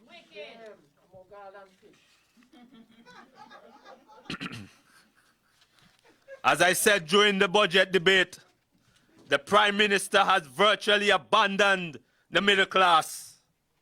He's sitting on his hands while people who have worked so hard to build their lives are simply falling into poverty. Shame. Now everybody listening to me can remember this administration boasting of how much it has raked in through the CIP. Yes. Some years ago, the tally was $1 billion. Conservatively, it must have nearly doubled by now. Because I want them to tell me where the money gone. Because when I look around, there is nothing I see to show that that is where the government spend all these monies. And in that case, it must still be there saved up to spend on something. Because I cannot see how an administration that collected nearly $2 billion in CIP revenues can be telling us that the government is so broke that it has to end up using the people's land to settle bills. Can you imagine that? Can you imagine that? You are so broke that to cover your debt. What a thing. And then they will boast and tell you how they're such good managers of the country's resource. What a set of people. I can say, and I'm sure all of you out there can remember when the junior finance minister, the Honorable Lennox Weston, told us last year that the country has nothing to worry about. He said we don't need the World Bank's money and the IMF could never see us again. Why? Because we had 500 million in reserve to take us through the downturn of the economy. Since then, what? What happened to the 500 millions that you say you have in reserve? Why is it today, when COVID positive patients are being sent back to stay among their families, among their families, the Nugent Avenue Hospital is still unfinished? What happened to the 500 millions that my family would have to come back home to us after spending millions to retrofit an IDC building, an IDC center, or the new hospital on Nugent Avenue? All the millions they spend, and if my memory serves me correctly, that project was never ever sent to the tenders board. And they're going to answer to the people of Antigua and Barbuda for misusing their monies without going through. Where is the money earmarked to pay for the building, for the refurbishing the ward at Halberton Hospital? Why is it that the young Antiguan had to call into Observer Radio and cry because this government will not pay small business people what they are owed? Why is it that he can't breathe? Why is it he can't see his way to stay afloat when the government has 500 million put aside? And if the government is willing to offer contractors land to settle their debts, why is it they are handpicking who will get and which business will survive? Since government has no money to spare, since government has money to spare, why is it looking to tax the smallest entrepreneurs who get their goods by Amazon? Why in this hard guava crop time? As a matter of fact, some people don't even have hard guava. Is this government implementing a new tax on those with a little Airbnb business? In the midst of this economic hardship, the government says it's going to build 629 houses this year. More lies. But the man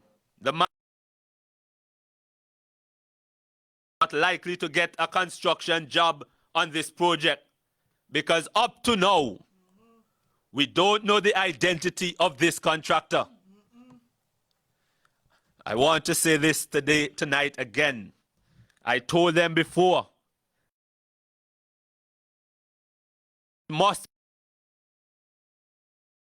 suppliers first. There's absolutely no way that I or the United Progressive Party will support any exclusion of our own people. Not in these times when thousands of people are sucking salt and APA water not running. Now after tonight, you're going to hear the criticism. You're going to hear the scoffing and the questions.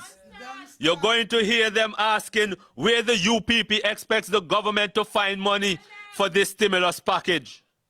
So let us look at where the government have wasted the money that you need now to keep your business going, to keep your roof over your head, to keep your car so you can get out there to find a job. I don't know if we forgot that within the first few days of them being in office, They told you that the country was days away from being a failed state. And yet still, they were able to take $20 million from the reserves the UPP had left in the medical benefit scheme. Imagine that. $20 million. Just imagine if we had a fraction of that, how far that would go for the people of Antigua and Barbuda. We want some. You think they put back out of the 2 billion, they put back that money out of the 2 billion or the 5 million? The 500 million? What they did in return, brothers and sisters, Antiguans and Barbudans here and in the diaspora?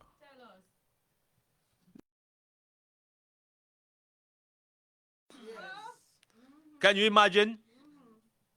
Took out medical benefits money and then let $20 million and then tell the people it was a grant.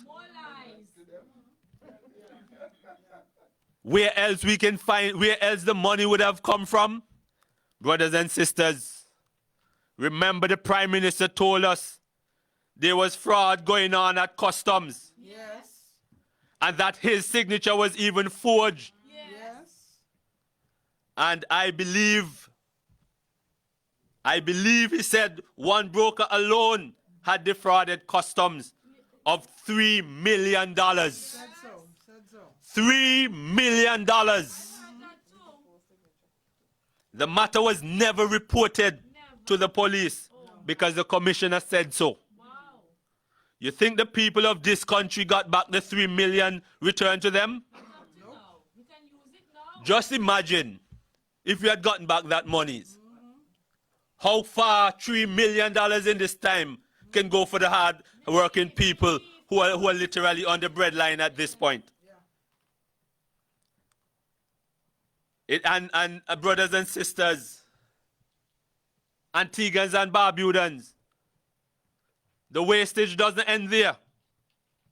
Just last month in Parliament, he told us about another scandal. What? The waiver of $5 million in transfer fees. And hear how he did it. He accused his colleague for ripping off the people by lying about the sale price of a property he owned in Larry Bay.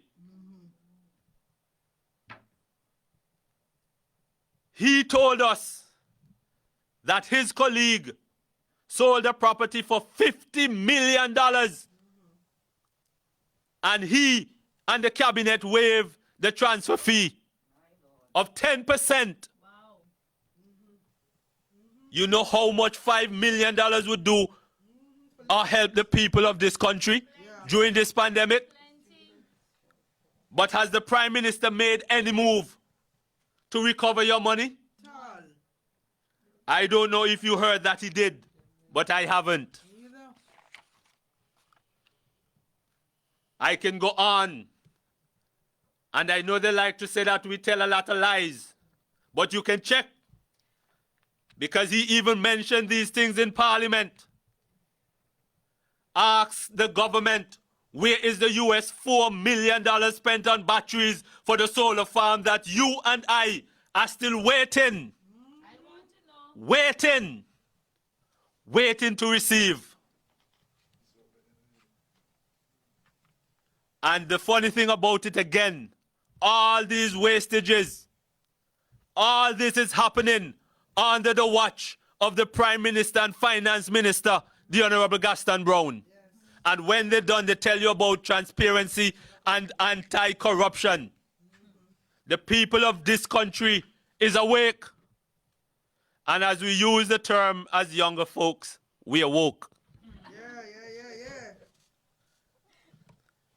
Brothers and sisters, Antiguans and Barbudans around the world, what about the money spent on the airplane parts for Barbuda Airways? Indeed. And where is the money that the Treasury saved by shaving millions off the Barbuda Council budget? And where are the monies the government saved by not completing back pay to civil servants. So long. And brothers and sisters, father of all enrichment schemes, ask the government where it got the money to spend on the e-books project. Tell them you need some to get some of it back, now that your children can't attend school. But let us look at the kind of monies this government spent on this project. The initial cost of those e-books that students are still suffering now, they cannot be used in the heart of a pandemic. Yes. They spend the initial cost of $9 million US. And when we think that is it, from 2016 to 2018, they spent another $15 million US in licensing fees. Wow. Wickedness. And then the Prime Minister said he wasn't aware. So he went in and he negotiated. So for 2019, they spent $2.5 million US on licensing fees for 2019. And in 2020, the heart of the pandemic, they spent $1.6 million US in licensing fees on the e-books. That all of us who have children are out there trying to find laptops because the e-books cannot be used. Wickedness. When you look at these figures, US $28 million was spent on that e-book project. Wickedness. $28 million. Show away. And then again, you're asking where you're supposed to get the monies to offer the people, the taxi drivers, the hotel workers, all the persons, the business persons who are affected by this pandemic. You're asking where you're going to get the monies to help these people when they have worked and contributed to the medical benefit scheme, and now it's time to give them back something. You took it as a grant? Yep. But I want to say to the people of Antigua and Barbuda,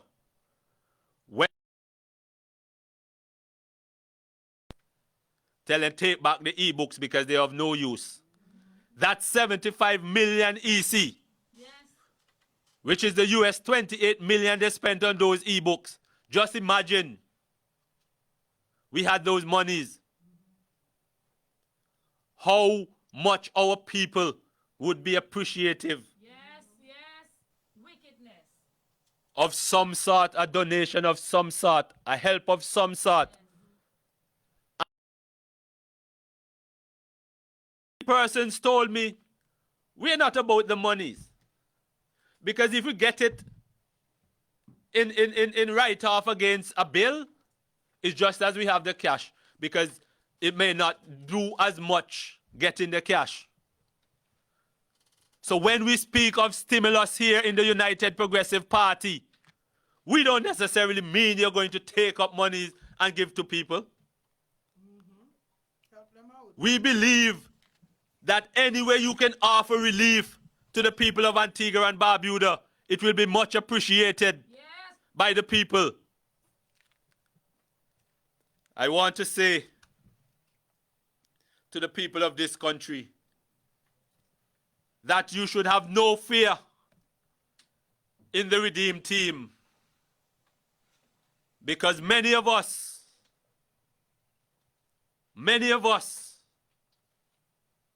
realize that it's not about us. It's not about us. We're not just here for the fame and the spotlight. We're not here for the self-enrichment purpose. Tell them. We're here to offer a better life.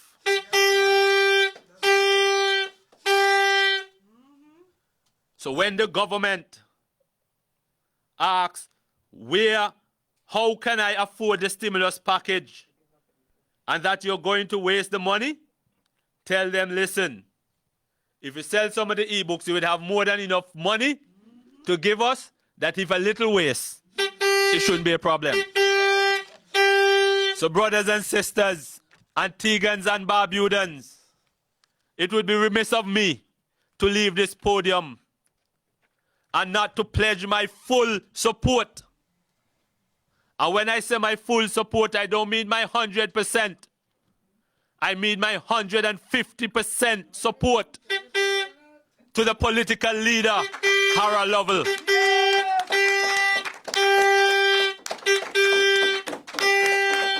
I want to say to you, for my short stint in politics, according to one individual, as a political virgin, as a political virgin, to me, the support from the political leader has been overwhelming. I must say that though it's some short years, with the reasoning and the dialogue with the political leader, I feel like I'm in this since forever. So I want to assure the people of Antigua and Barbuda that the team to redeem, under the leadership of the Honorable Harold Lovell, that we will deliver for you and not for ourselves. We do not have an enrichment plan, but what we have is a rescue plan for Antigua and Barbuda. So while I make way for the next Prime Minister to deliver what we would consider a master during this pandemic, I want to encourage all Antiguans and Barbudans to pay attention. And to the young people, if you're not registered, please do so. And I could not leave this podium without encouraging all Antiguans and Barbudans and everyone around the world to adhere to the protocols, to wear your mask, wash your hands, and to maintain your social distance. This is what is going to keep us safe. So while those persons who are going for their vaccines, I want you to remember, the vaccine doesn't mean you're clear of catching the virus. No. So let us continue to be responsible. Let us continue to look out for each other. And to my people of All Saints East and St. Luke, because I could not leave here without thanking you once again, and to let you know that if you need a ride or you need transportation to go and take your vaccine, call me at 725-0000 and I will take you, because I want to ensure that all of you are not victims of COVID virus. We have a lot to be thankful for. Though the government did a lot of nonsense, we have to give the Almighty thanks and praise, because it's His mercies while we're here. So while I leave this podium, I say to each and every one of you, have a good night and stay safe. Thank you very much.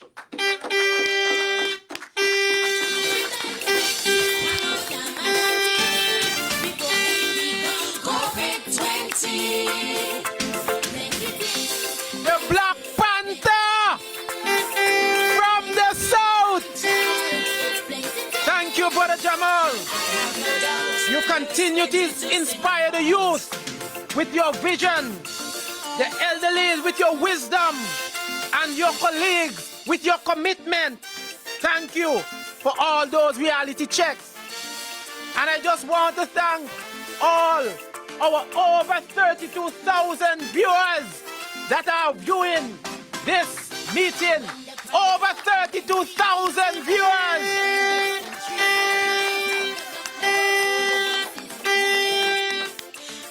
Now the big question, are you ready?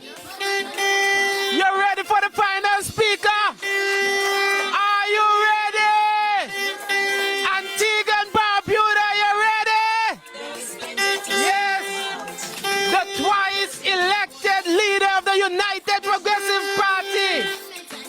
is charged with captaining the team to redeem Antigua and Barbuda out of the wicked hands of the Antigua and Barbuda Labour Party. Are you ready?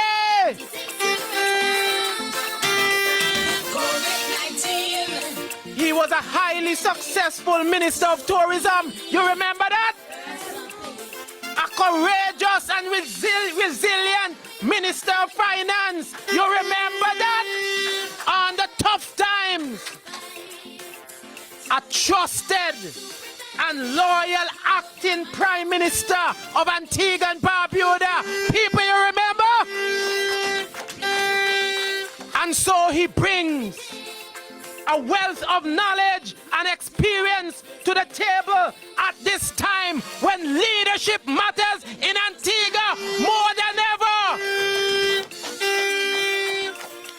He served as a parliamentary representative for the constituency of City East, where he grew up, and remains a United Progressive Party candidate in the very constituency. Ladies and gentlemen, brothers and sisters, I present to you the man who has been fighting for his country for some 50 years. The man with the plan to redeem Antigua and Barbuda. The man who knows that we can do better.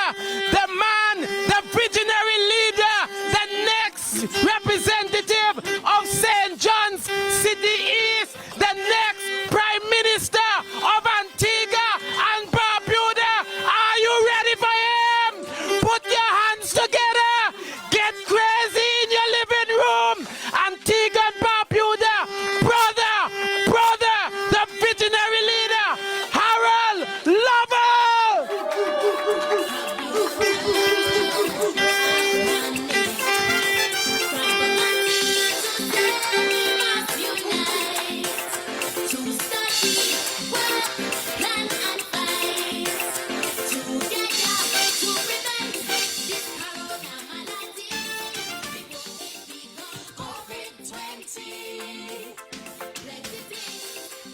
Brothers and sisters, supporters and friends,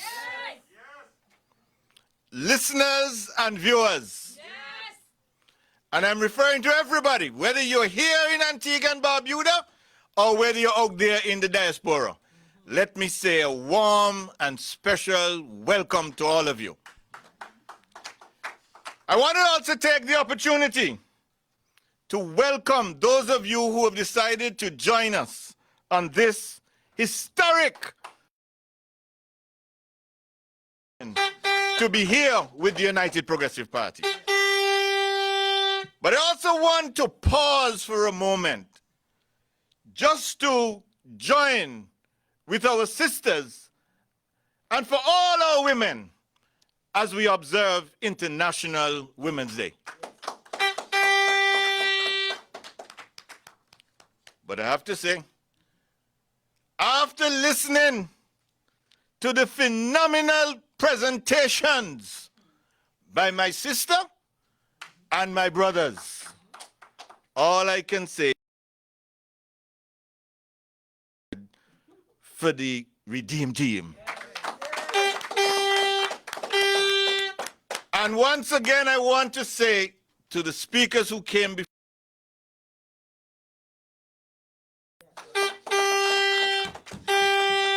now, when you compare what they came here tonight and said with the budget presentation of the Prime Minister of this country, I say his presentation, it lacked compassion, it lacked empathy, it lacked an understanding of the type of suffering that our population is going through. You know, since the first COVID-19 case was reported in March of 2020, our frontline workers, they have exposed themselves, their families, their loved ones, to the risk of infection and even death. As a nation, I want to publicly declare that we owe our doctors, our nurses, hospital staff, emergency medical services personnel, public health professionals, and all those who have been on the front line. We owe them an enormous debt of gratitude. And we honor the memory of those whose lives were lost during this disease, this pandemic. The COVID-19 pandemic has caused not only illness and death, but great economic hardship, as we've heard here already for tonight. This is especially true for those who have become unemployed, those who are losing their businesses, and those who have lost their businesses. It is terrible for the seniors, as we've heard, who have to wait far too long for their pension checks, for the taxi drivers, for the bus operators, who are forced to use their vehicles with reduced loads. What is there for them? What is there for them? What is there for our children? What is there for those through no fault of their own? They have had to put up with a system whereby, under remote learning, where everyone is entitled to an education. In reality, not all are being reached. And we have to say that the problems that we could be faced with, as you heard from Brother Franz, these are problems that we may have with us for many years to come, unless and until something urgent is done. In light of the pandemic continuing to have this devastating impact on the lives and livelihoods of our people, we say that we are in a position to address these issues as a party. Why? Because we have done it before. We have done it before. And I want to say that tonight I'll be presenting a package based on our consultations, which have been broad and wide. And we've taken the views of our members, our supporters, of ordinary people out there in Antigua and Barbuda, of the business community, of homegrown specialists who have the lived experience, who have the knowledge as to what needs to be done. I want to say too that when we came to office in 2004, at that time the Labour Party thought it was normal. But when we came in, we knew that the suffering of the people required urgent attention.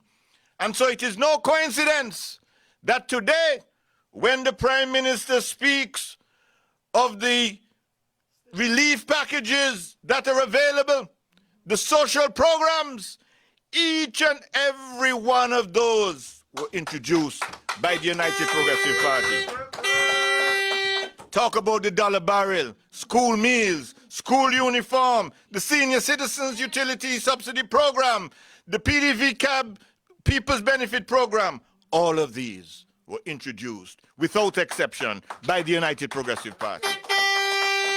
No, I say that because having done it then, we understand the plight of our people. We understand that our people need help. And just as in 2004 and 2005 when we were elected, and we brought relief to our people, again we say that relief must be brought to the people. And a United Progressive Party government, given the opportunity, we will make certain that we put our people first. We have introduced and we are proposing a package over a 6-month period, because we specially selected this period, having consulted, because we know it cannot be forever, but at the same time, it must be sufficient in order to bring real relief to our people. I want to begin with our frontline healthcare workers. And we say without hesitation that our frontline healthcare workers should be first in line as a matter of priority. Yes. And that there should be an immediate one-off honorarium of 1,000 EC dollars to all frontline healthcare workers. We say this because it is important. It is important to recognize the emotional stress, the anxiety, and the other hardships that they have had to endure. I make no bones about saying that our frontline healthcare workers, no amount of money can really compensate them for what they have done. But at the same time, we must recognize the fact that their quality of life has been impacted. And we must recognize that they have had to work with and they've had to live with scenes that we will never see. They've experienced scenes, and they have had experiences that we will never have as they care for those who are seriously ill and even those who are dying. We must do something for those who have put their lives on the line for we, the people of Antigua and Barbuda. I say for those who have been out of work for as much as 6 months over the past year, we have a proposal for them. And we are saying there should be an immediate 50% write-off of arrears of electricity and water bills. Of course, we are saying that this is intended to bring relief to those who have suffered as a result of the pandemic. And therefore, responsibly, we say that those persons who are affected, they would be required to bring a letter from the past employer in order to show that they have been impacted, because we are approaching this thing from a responsible standpoint. I also want to say that we propose a further monthly income subsidy for 6 months for landlords with tenants who lost their jobs as a result of the pandemic. Sister Pearl dealt with this extensively, but I just want to underscore what she said, that this is a win-win. It's a win for the tenant and it's a win for the landlord. We understand that many persons, taxi drivers, they put their money and build some homes, maybe a one house, a plywood house, maybe a 2-bedroom house, and they depend on that, on the rent, in order to survive. So it is easy to tell people, oh, don't pay your rent, things are hard. But what is the responsibility of the government? The government has to provide a basis. The government has to provide some relief so that landlords can at least see their way. And at the same time, we would make sure that we protect all our tenants from eviction. We say further that there should be, for all displaced service sector workers, those who have been displaced from the hotels, LIAT workers, other airline workers, workers in the travel industry, the workers down at Heritage Key, Redcliffe Key, all who have been impacted as a result of the pandemic. We must do something for them. We must do something for these people. Yes. How can a government be so heartless? Sometimes you wonder if in place of a heart, they have the stone that come out of the quarry from outer Bendels. Oh my. How can a government sit on its hands? How can a government say to its people, you are suffering, but I will do nothing to relieve your suffering? I just want to echo what Sister Pearl said. A government that is unable to bring relief and provide for its citizens and residents in this grave time of need, such a government is unfit to govern. We say, as a basic humanitarian gesture, we must do something for our people. And we cannot sit by and just allow this situation to continue and say nothing. And that's why we have not come idly. We have come with plans that have been well discussed. We have come with plans as a result of wide discussion, because we know that the people want a government. They want people to speak up, so that a government that appears heartless will at least beckon and hear their calls. The pensioners of this country deserve better. Yes. How can a government see the elderly, those who have played their part, those who have paid their dues, those who have been the backbone of this country's society, the economy? Oh, and you see persons who have nowhere to go, nowhere to turn, not for their comfort. Safe to say that the tide grows ever higher and the sky grows ever darker. Just this morning, I had a visit from one of our seniors, brought tears to my eyes. She took the risk and the chance to take a bus to town. Why? She explained to me she had no food in her house. So she came to town in the hope that her pension would be ready. But again, it was not for her comfort. Nothing. And this lady, and I was so shocked, because it showed me the extent to which the hardship has penetrated this land. Because the person who spoke to me was somebody who I did not expect to be in that position. That this pandemic and its effects has touched every corner of Antigua and Barbuda.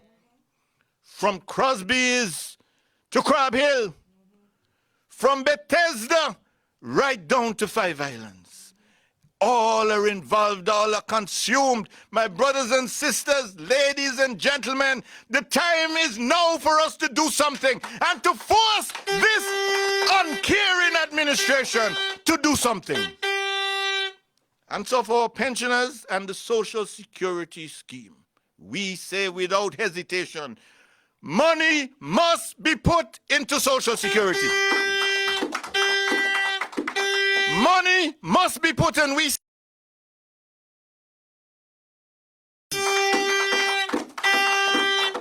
enough of the excuses, enough of the fluff, enough of the bluff.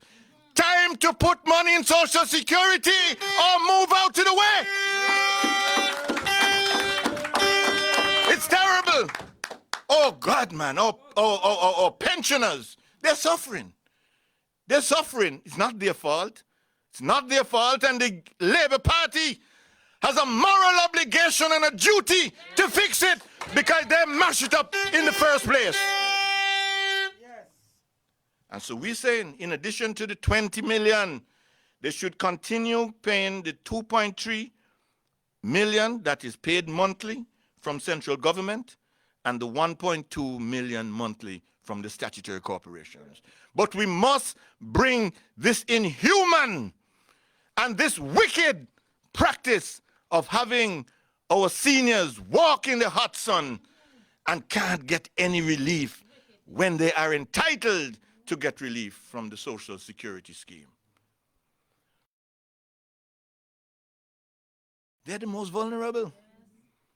You look at the COVID fatalities, and most of the victims is senior citizens.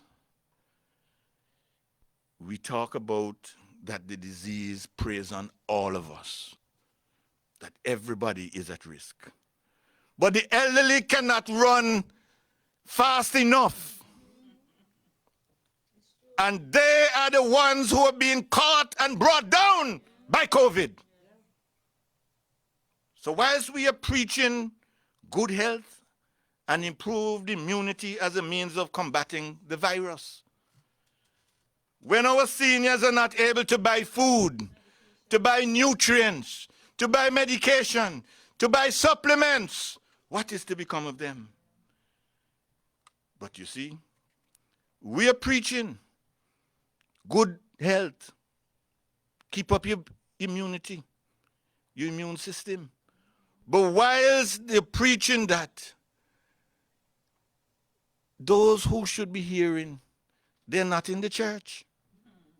They're not in the church because they cannot access any form of relief that is so badly needed. I want to say that we have a duty to our pensioners, which is non-negotiable. People are going to say where the 20 million should come from. Where there's the will, there's the way. When Liat was in trouble, you heard Brother Jamal said, they found a way. When the Lukes wanted somebody to buy the old building that nobody else wanted, they found a way. When they wanted to rip off the country with the e-books, they found a way. Well, we say, our seniors, they deserve better. So find a way. Find a way. And stop making excuses. I like that. Find a way or get out the way. Find a way or get out the way. Well, we heard about what's happening with our children in the schools. And I'm particularly concerned and touched and worried by what. On a daily basis, we come across children. Sometimes you have one cell phone for 3 children in the family, and they have to do homework and classwork with the one cell phone.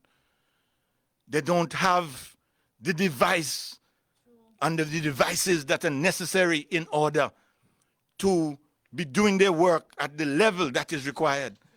And that's not good enough, because what we're doing is creating a 2-tier system. Because there are some children, of course, and there's nothing wrong with that. They're home, they have their laptop, they have a nice space, they can do their work. But you have a lot of children who are being left behind.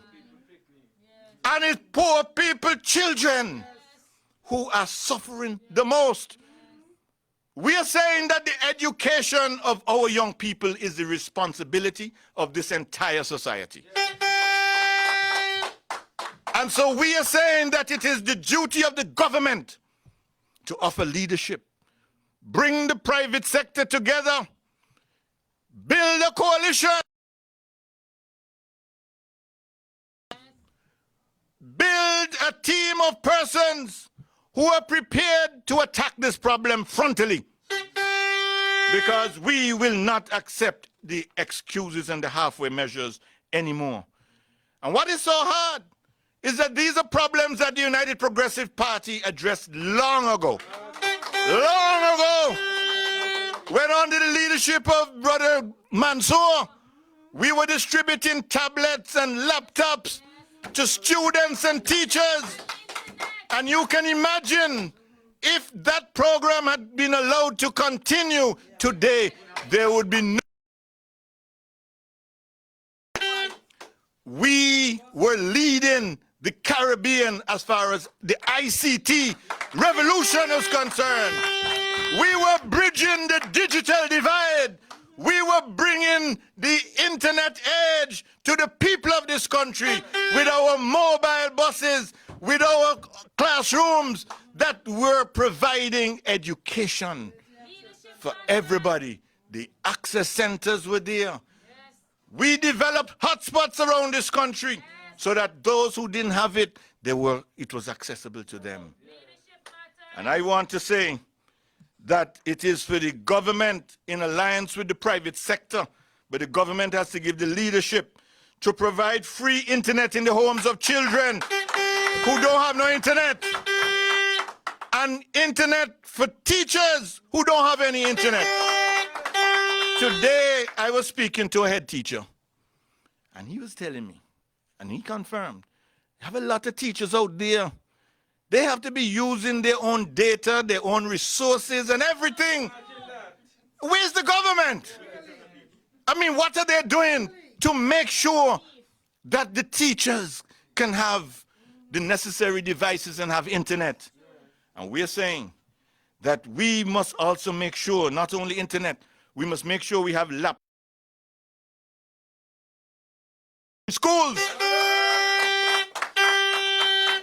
We must also look about subscriptions for online supplemental learning to help those who have obviously fallen behind as a result of the disruption in the in-person schooling.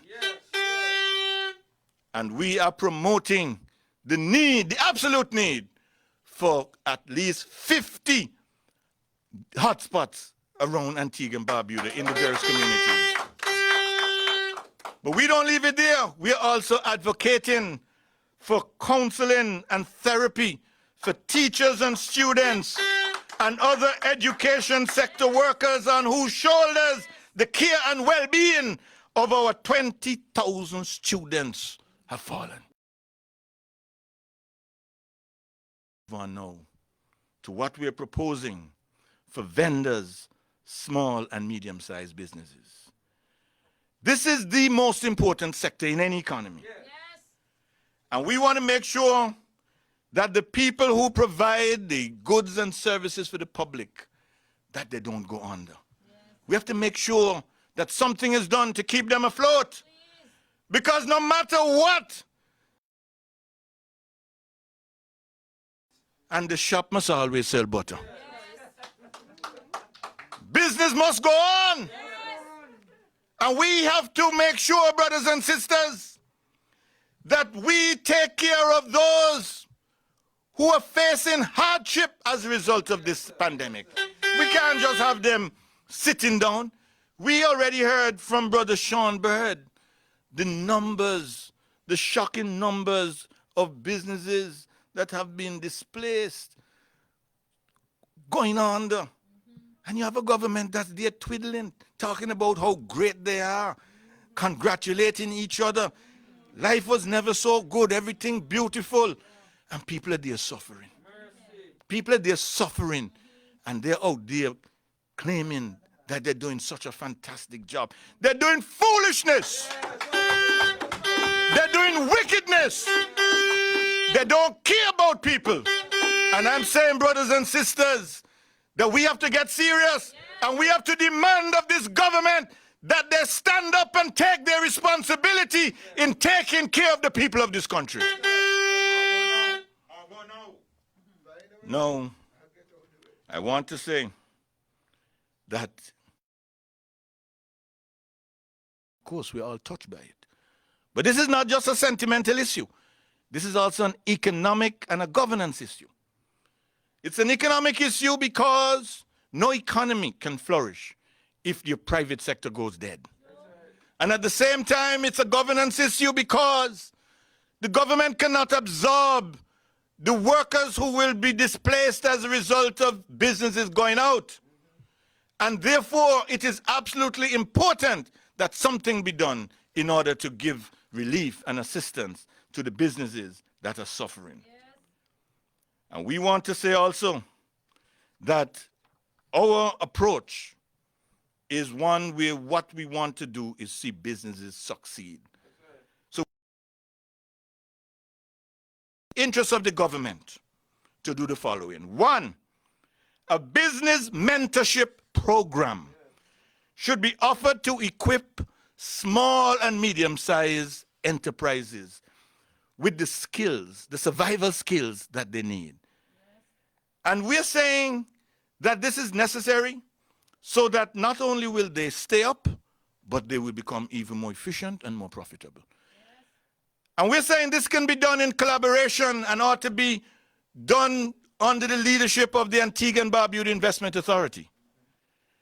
And we should bring in accounting professionals, finance professionals, retired bankers, people with the skills who would be willing for a small stipend or to volunteer to help many of these business people so that they can become successful. And we would want to link this to financial assistance, granting small loans and soft loans to these business places. So that it's not just to give you money to say, do the best you can. What we will do is give you guidance, give you advice, help you in a tangible and meaningful way so that you will be able to use whatever assistance you get by way of loans in the most productive, the most useful, and the most practical way. Secondly, we say, implement a complete rent forgiveness program for vendors occupying spaces in all government facilities for a period not exceeding 1 year. And we're referring to the vendors of Vendors Mall, Public Market, Craft Market. Man, again, I'm sure all of you who out there listening to me, you have a friend, you have a neighbor, you have a mother, brother, sister, uncle, somebody who's a vendor, and you know the hardship. And you know they introduce a program. We're going to give you a break, you don't have to pay anything if you don't go in. But if you go in, and the lady was telling me, look, sometimes you go in and not even $20 you make. And they say, well, you still have to pay $75. Once you go in one day, $75. How can that be right? How can that be right? And we are saying, give a waiver of rent, complete, so that people can live and people can survive and people can breathe. We also feel that beach vendors and tour operators must be assisted. Waive the taxes and license fees for them for at least 6 months. Give them a break. Including people who are involved in horseback riding, jet ski operators, jewelry salespersons, all of these people, these are small business people who are struggling in order to make ends meet. Where is the government at a time like this? Absent.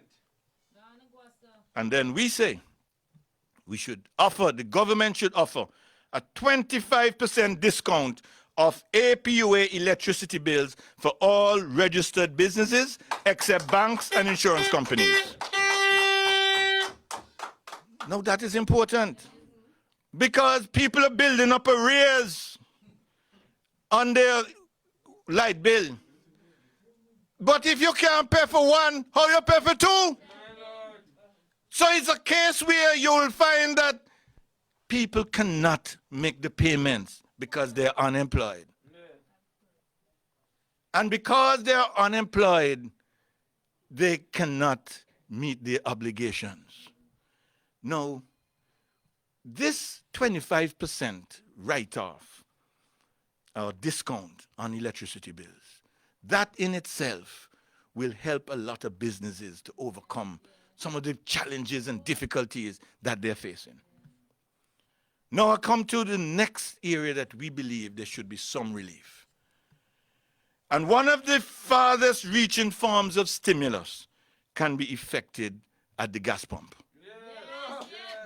And we have been advocating for a long time that we ought to link the price of oil on the world market to the cost of fuel at the pump. I can only say to you that when we're in office sometimes, a market was selling for $150.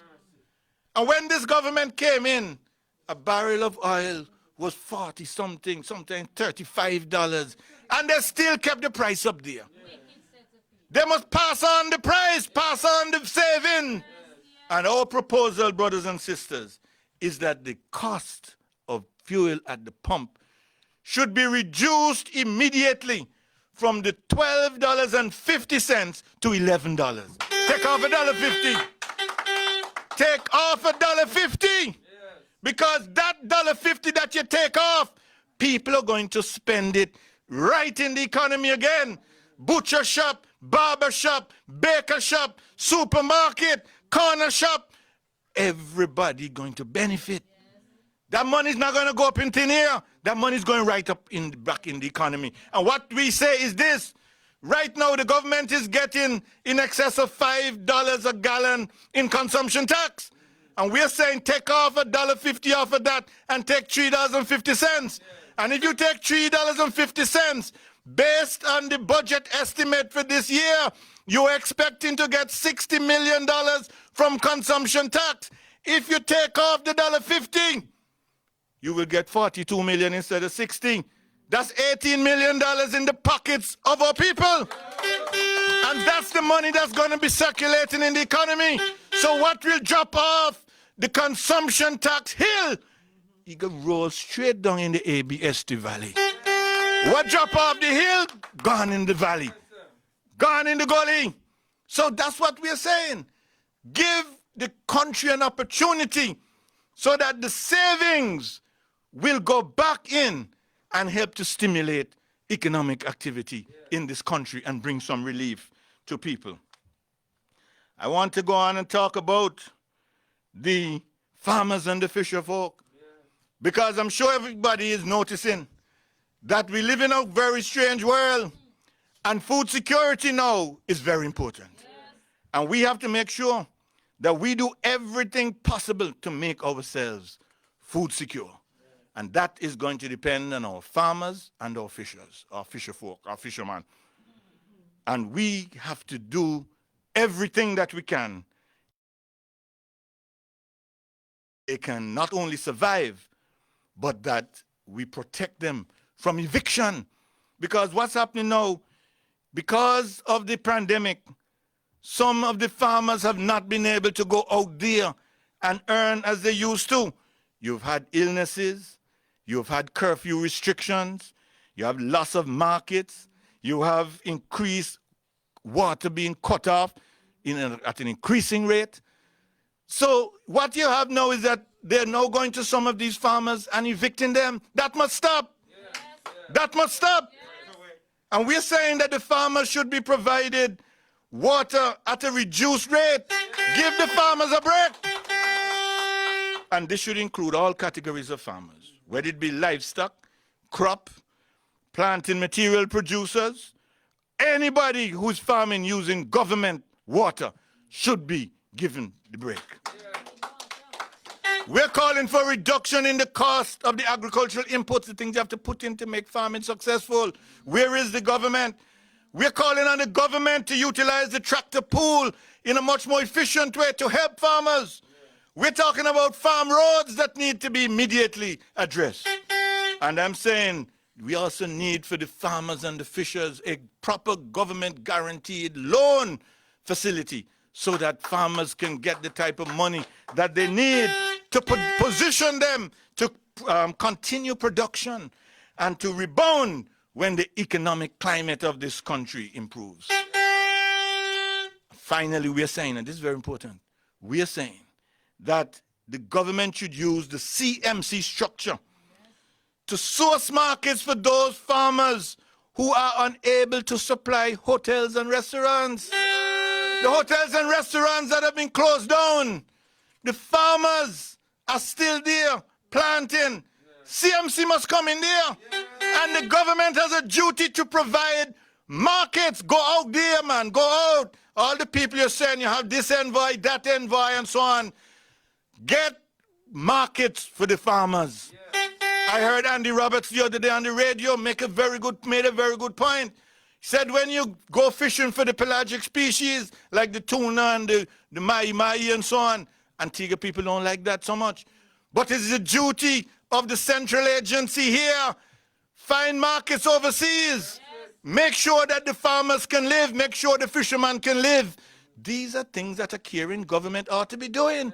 But they're saying they can't do anything. They can't do anything. So what we say, find a way or get out the way. We say we have to ease the squeeze. Ease the squeeze. We have to look out for those who have been badly affected. And I'm saying that we continue to hear the cries of our citizens and our residents. And Sister Pearl dealt with the situation beautifully with the banks. We have to protect those persons whose mortgages are now on the line, those who have been suffering as a result of the pandemic, and they have to survive. And now they're being faced with demand letters. We believe here again, government must show leadership, get with the commercial bank, whereby the banks will be given some concessions so that you recognize that we're all in this together, that just as the banks would be given some incentives, the beneficiary must be the local man and woman, the people who live here, who've taken out mortgages. Protect them, but do it in a way that everybody can win. That's what's needed at this time, brothers and sisters. And so I just want to say that we are in a position where we can proudly declare, we can loudly declare, we can tell everybody that the people of Antigua and Barbuda want help. They want help. H-E-L-P, help. And we're appealing to the government, man. Listen to the cries of the people. People want help.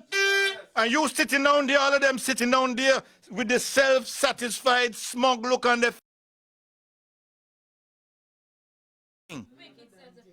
And I want to say, brothers and sisters, that we're also saying, look, the dollar barrel initiative, that was a UPP initiative. Extend that. Yes. We also say, grant duty-free concessions on all COVID-19 related items. Yes. Masks, sanitizers, water stations, personal protective equipment, over-the-counter medications, as well as prescription medications. Yes. That should have already been done. Yes.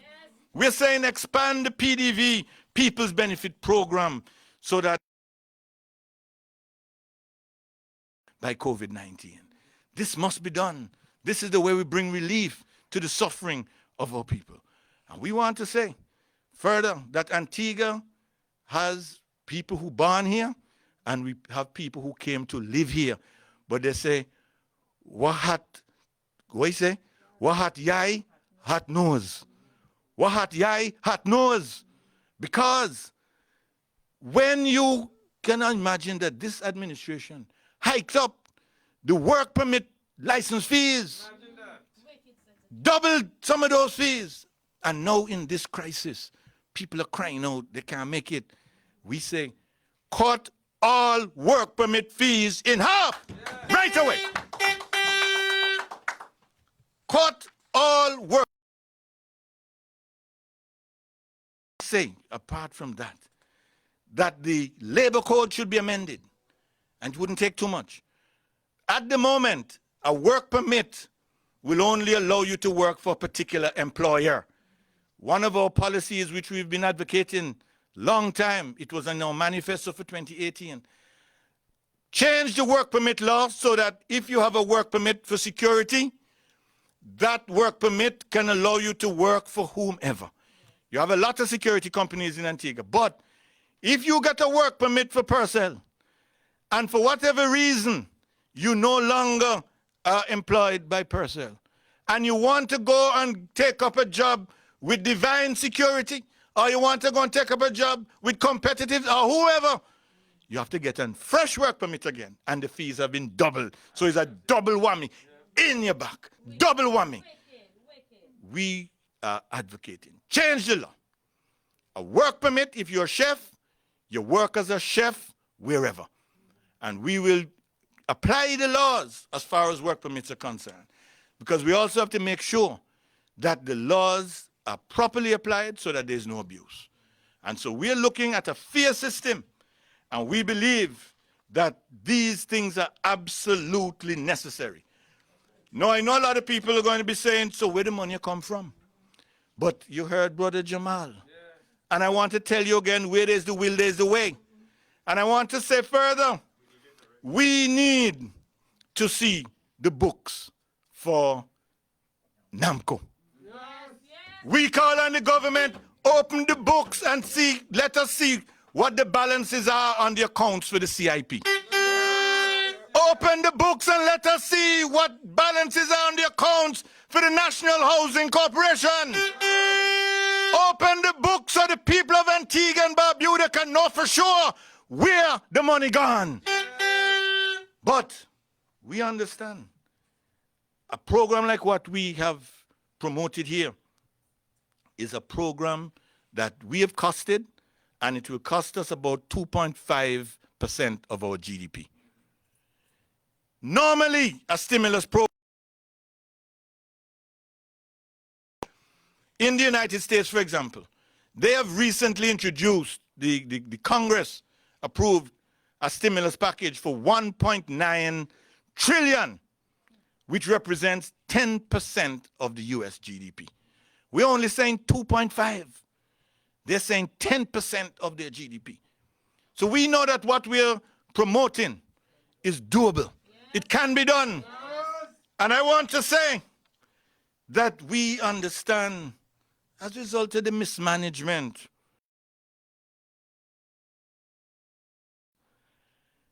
they have really brought this economy to the edge of a precipice. And they can't bluff that anymore, because it's clear for the world to see.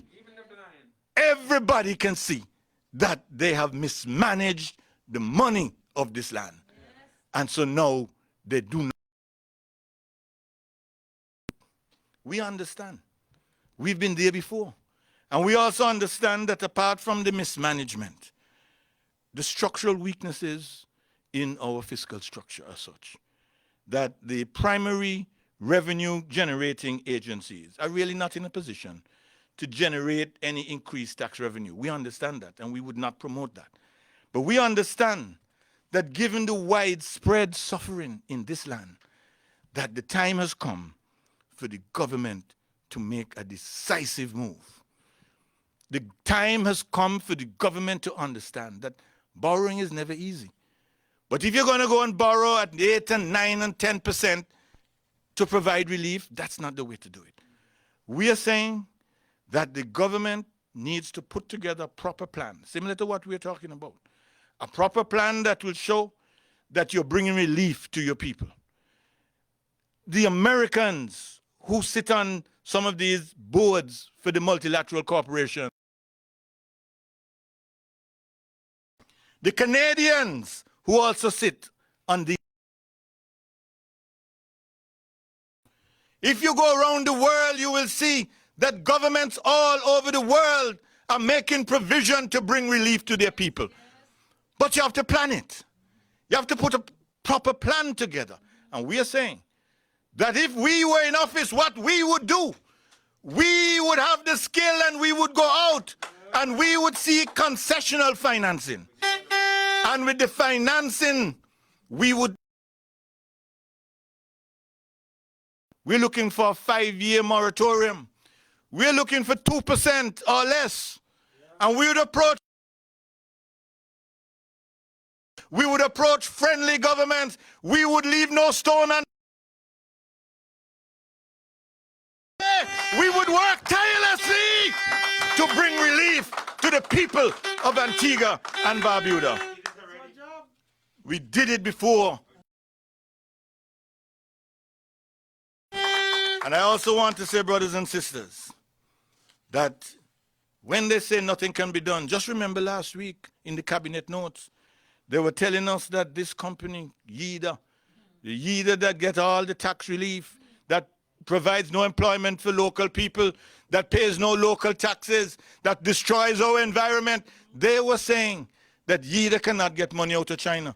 But they are accepting YIDA's word that they will use every means available to raise the necessary capital to do what they have to do. Well, we are saying, government of Antigua and Barbuda, get off your butts, get working, get money to help the people of Antigua I want to say, brothers and sisters, ladies and gentlemen, this pandemic calls for decisive action. Yes. The UPP, we have a decisive plan. Yes. We hear your cries. We feel your pain. We experience your suffering. Yes. We are you. And we are working for you. Yes. And we put you first. Yes. I want to say, brothers and sisters, Antigua and Barbuda stands at the crossroads. Antigua and Barbuda is at that stage in our national development where we require decisive action by an inactive government that is more concerned with enriching themselves than bringing real relief to the people of this country. And I want to say that this is not a long-term plan that we've put forward. The plan that we put forward is for 6 months, because we believe that for that 6-month period, if nothing is done, people are going to really suffer in a way that will be unconscionable. The pensioners, the farmers, the fishers, those who have lost their jobs, those whose businesses are going down. The time for action is now. The time for action is now. And we said to this government, I want to thank you all, ladies and gentlemen, for being with us here tonight. I want to thank you for being part of this historic first virtual public meeting. And the United Progressive Party, I just want to assure you that we are there for you.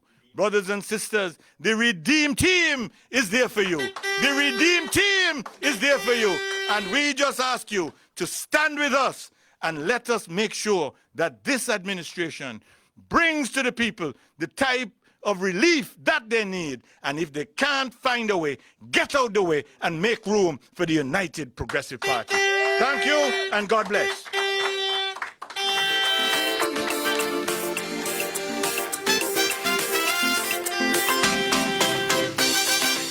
We can be seen. The good we people are due to fight this corona malady because they are so few.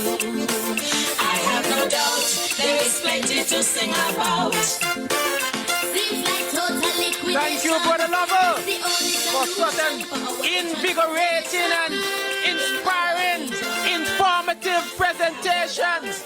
Leadership at its best. We can do better.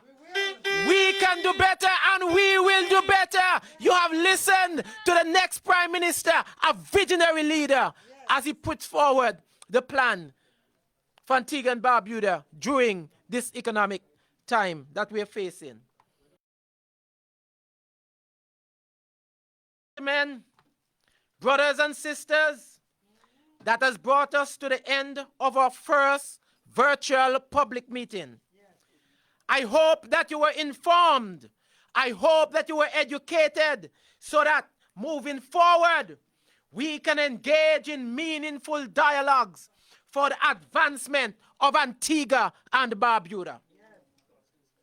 Don't be despondent about the struggle, because why? Victory will be sweet. Victory will be sweet. Victory will be ours. So, are you fired up and ready to go? I say, are you fired up and ready to go? Are you ready to take back this country? Welcome. Join the United Progressive Party. Place it in the hands of competent men and women of the United Progressive Party.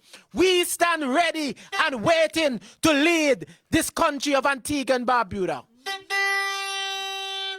Let's make a move for change so that the future of the generation are comfortable as we build upon the solid foundation laid before them. Tonight, you have heard dynamic and informative presentations from Brother Franz de Freitas, Sister Pearl Quinn Williams, Brother Sean Bird, Brother Alistair Thomas, the Deputy Leader, Brother Jamal Pringle, and our dynamic visionary leader, Brother Harold Lovell. Yes. But this was just the beginning. I assure you, this just the beginning. As we, as a government in waiting, a team prepared to lead, a united team ready to redeem Antigua and Barbuda. This time, I just want to say thank you for tuning in this evening. And I must say special thanks to the production and technical teams and all the minds and talents that merged to ensure a successful virtual public meeting. Thanks to Progressive 107.3 FM, Observer 91.1 FM, Liberty Radio 97.1 FM for carrying this meeting live. We urge you to stay on course. Continue to implement all the health and safety measures as we face this pandemic together. Be blessed, stay safe, and Godspeed. Good night to everyone. This is your clarion call. This is your redemption call. Rally with your candidates for the United Progressive Party. Hey! United Progressive Party is on a mission with a mandate from every constituency. Failure will never be an option in our quest to rescue this country. Let's rally with the team to redeem this land that means so much to us. Let's rally with the team to redeem a country that should always come first. We have a new agenda, a dynamic leader, young people with vigor to take us through. The country needs us more than ever to keep a flag in higher state. Let's rally with the team to redeem. I said we rally, yes we rally, yes we rally, yes we rally. We rally with the team to redeem. Come let me rally, yes we rally. Come let me rally, yes we rally. We rally with the team to redeem. We rally, yes we rally, yes we rally, yes we rally. We rally with the team to redeem. Oh, we rally, yes we rally. Come let me rally, yes we rally. We rally with the team to redeem. Brothers and sisters, it's time to rally. Brought us to the end of our virtual rally. Innings number 1. Colleagues, your impression. I'm satisfied. I am satisfied. I think it went very well. All of the speakers brought content. Yes. We looked back, we looked forward, we gave solutions. We didn't just articulate what the problems are, but we gave solutions, doable things. We spoke for the people who need somebody to speak for them at this time. And in terms of the execution and so on, all the reports that I've gotten so far, people heard and people saw and people were impressed with the production. Brother Chaku. We came, we delivered. We are ready for the next round. I think that we all can be proud of not just the production, but the content and the resolve that you hear from the speakers, the energy you get from the speakers, and the commitment that you could feel, and how they really communicate with what the people are going through. That the way they brought across how they felt the pain of the people, the stories that we've been hearing over and over again of the suffering and the lack of government attention in addressing this. I think the United Progressive Party and indeed the people of Antigua and Barbuda can be proud and can have great hopes that we are on again on the right path to delivering Antigua and Barbuda with the team to redeem, because we all know we can do better. Yes, we can. And of course, the concern was all of us being in the pandemic, the limited engagement, but we have certainly found a way in which to remain engaged with the public. And we're saying we've only heard 5, many more there to go still. That's right. Yes. That's right. That's right. Okay. So, we have enough speakers for another 2 public meetings. Certainly, and then, and more. And more. Okay. And more. So unless there are any other parting word, any takeaways that you'd want to leave with? You know, I feel a sense of hope. I think that what was proposed, these things are doable and affordable, given the kind of waste that we have heard detailed tonight. It can't be done. It needs a political will to be done. And if it's not done immediately or very soon from now, then I think a lot of people in Antigua and Barbuda can just write themselves off. Well, I think we're in a crisis. We're in a crisis. one of the biggest takeaway is that nostalgic feeling of 2004. Yes. That going up to 2004 when the people really were crying out for change and really expected the political party to deliver, and the United Progressive Party came and delivered. I think again we're seeing that suffering and hearing that cry from the people for deliverance and a need for the people, business to be taken care of in an accountable way, in a transparent way. And I think we're seeing that. I think it was Scorpion who spoke of that gathering storm. Yes, I think yes. we're getting that gathering Yes, storm once indeed. again. Yes. And the team is ready, prepared with the people, and to take the people to a place far better than where they've been taken by the Gaston Brown administration. Okay. So the call was made. Where is the UPP? What has the UPP been doing? I think we have started that conversation tonight. This is what we're doing, and this is what we intend to continue to do. So we just want to tell you to stay tuned. Much more like this will be coming your way. Listen out. We continue to keep you engaged. So we just want to say a hearty thank you to everyone and every institution, every government agency who worked along with us to make sure that tonight's program was a success. We thank you all, the individual players behind the scene, the team to redeem, everyone, and of course my colleagues, Sister Giselle, Brother Chaku. On behalf of the leadership of the United Progressive Party, we thank you so very much for joining us tonight. And stay tuned. We'll be coming your way very shortly, very soon. Good night, and God bless. Good God bless night. us all. God bless Everybody get home Antigua safe. and Barbuda. We say get home safe. Yes, indeed. Good night.